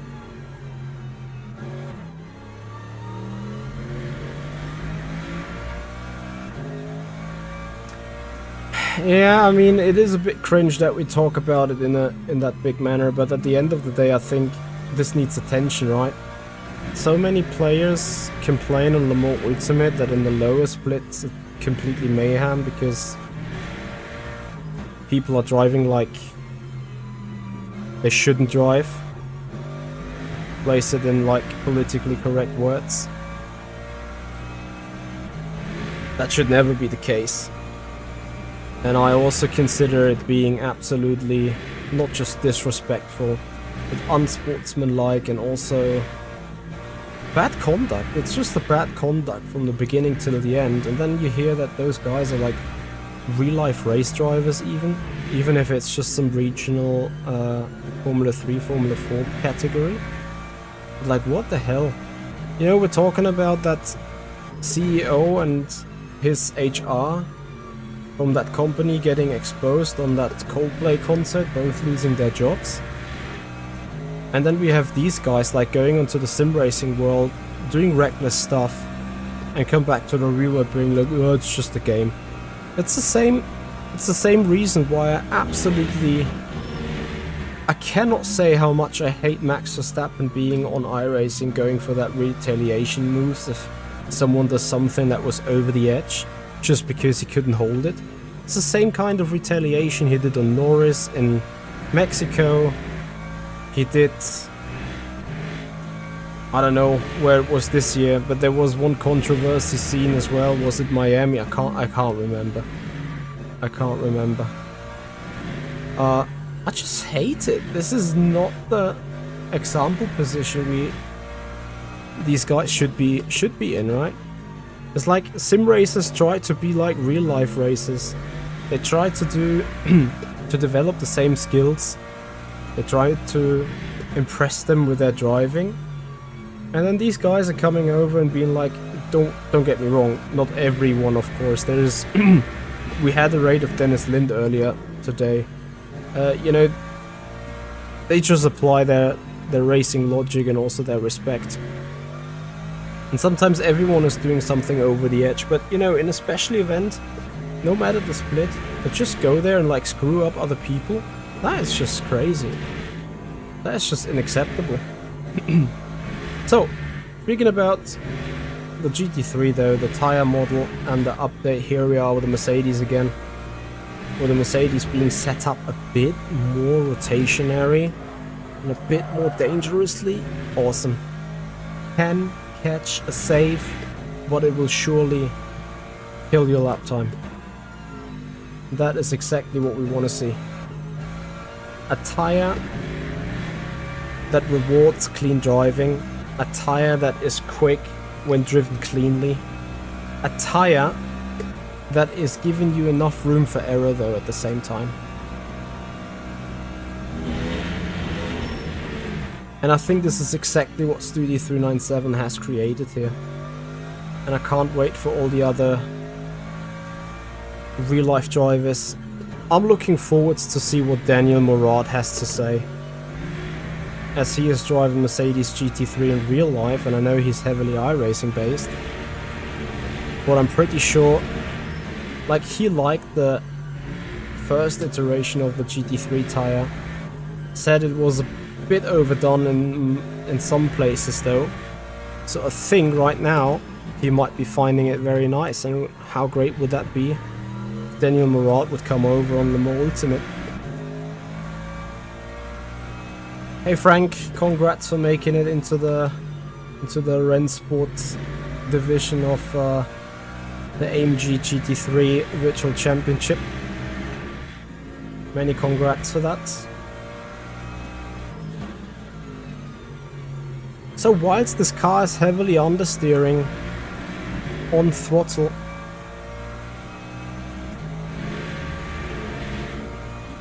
and sadly I ran into a track limit here, but now you see I can nicely shift the weight of the car to the front while being on the brake and create the rotation that I need to then carry the power out of the turns. And as long as I'm not overdoing it, the car responds nicely to it. We've done 59.4 or 59.5 with a Lambo, mostly in close to default setup. And we're doing the very same thing. 159.5, it says down here on the dash.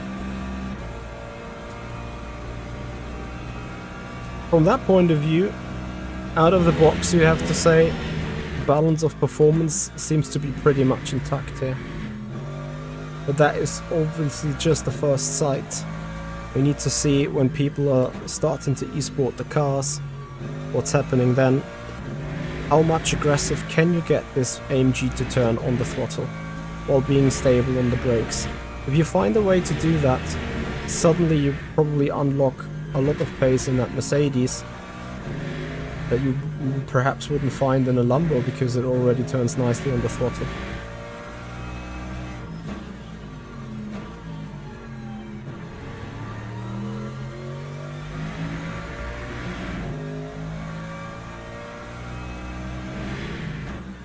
I haven't seen Morad being involved with Lambo Ultimate, but it would make total sense for Lambo Ultimate to go to a likes of Daniel Morad and ask for assistance.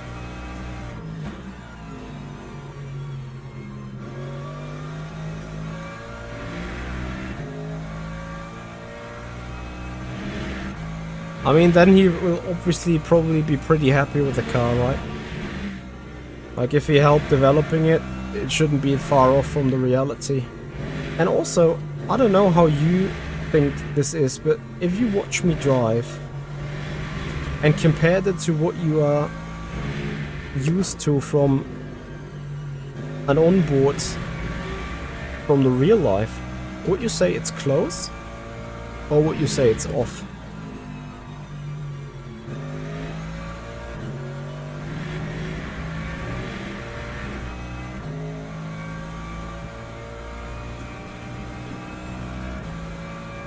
Autobahn, that is true. Daniel Murad is deep into iRacing, and I think... I don't want to call him an iRacing fanboy, but he surely is deeper into iRacing than he is into Lamborghini Ultimate. However, last time it was like... he didn't feel it being too bad. So I think there's hope also that the iRacing fanboys finally open their eyes. Not want to say that Murad is an iRacing fanboy. I value his opinion as a real-life driver and expert, because he's doing that stuff every other week. But I know that there is a lot of like non-real-life drivers that are proper iRacing fanboys, and I hope we can somewhat get them off the fence and make them give this a try. Because like, just from the driving, you see Andre braking into most of the turns, trying to improve the rotation of the car. That will suit the iRacing drivers a lot, wouldn't it?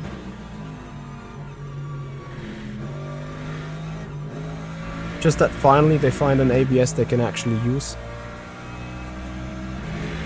You were an iRacing fanboy until you got broke. Copy. What kind of fanboy are you now then? Since you're broke? When you're broke, that means you couldn't also afford the Lamborghini Ultimate stuff, right? Ah, a bit too wide. That is overdone. Yeah, I just hold it, but see on the Delta, from a 3, 4, 5, even a 6, of course we run into the gravel trap on top of it. This slide was catchable, but not fast. And this is what it is all about.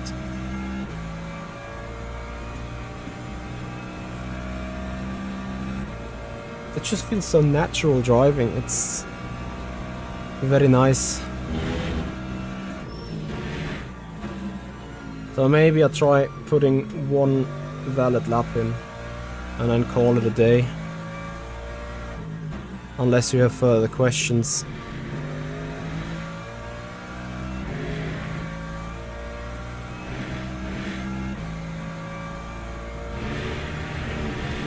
Oh, the Valkyrie. From the way it's driving in the first place, it's a cruiser. But from the challenge to make it fast, it's a huge challenge. Just out of the box, the Valkyrie feels pretty nice to drive, in the dry at least.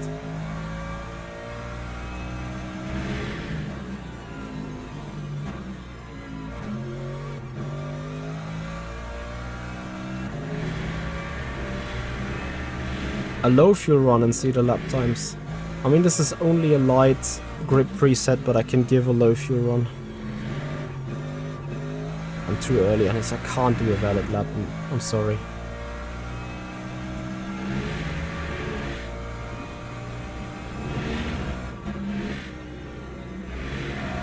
I mean, arguably part of my skill level comes from jumping around the sims a lot, whether that is F125 if you even want to consider it a sim, or iRacing, where I'm like not veteran in but kind of can adapt towards it. ACC, where I've done last year's AMG Retro Championship. Yeah, honestly I've put like a couple of mid-59s in now. I'm pretty done though, so we just call it a day.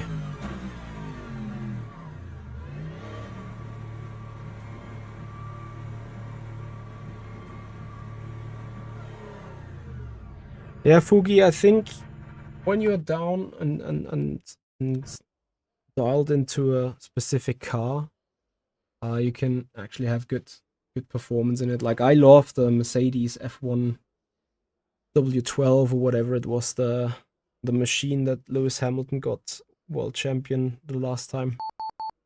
Or not world champion, where he got robbed the world championship from. Mosix John, thank you for the follow. That Mercedes feels so great on iRacing, But I just fear that the car is producing so much downforce that it just like erases bad things of the tire. Anyway, guys, it has been a pleasure. I say thank you so much. Once again, the node at !Discord for joining our Discord server, hanging out with the guys, talking about things in the back end of the stream. Join that if you want to support the channel. Of course, make sure you follow on Twitch and subscribe to the YouTube channel if you haven't done already. Tomorrow, 7:15 p.m. Central European Summertime, we're going to be live with the version 1.0 release party, with a special stream with a WEC weekly. So make sure to tune in for that. Andreas, Mans Ultimate 1.0 is released tomorrow, so last chance to get it cheaper. Might actually be the case that you get it cheaper right now. I don't know. The pricing is changing a lot. I would need to make some research on it. Luis Dominguez, thank you so much for appreciating the stream and considering it so good as always. Much appreciated. Nicholas KHB, I hear ya. I'm looking forward to racing tomorrow. Make sure to subscribe on the YouTube channel because you get in a poll about which car should we take. I have my preference. I might be leaning towards the Valkyrie, but I want to see what the community is more appreciating. As I could also see us racing the Mercedes, to be honest. So yeah, let's see how this goes, guys. Thank you very much for a special night. Thank you very much for a special stream. Appreciate all your support. Have a good time. Have a good start to the release week. We're gonna see tomorrow here again on the stream. For now, we're gonna send you over on Twitch for some potential raid. And we have who do we have live on Mans Ultimate? Random call sign is on Mans Ultimate, so give him a raid. I think random call sign could have some early access as well, so we could see what he thinks on Mans Ultimate. Guys, till then, have a good time, everyone. Thank you for this night. Thank you for this awesome stream. See you. Bye bye.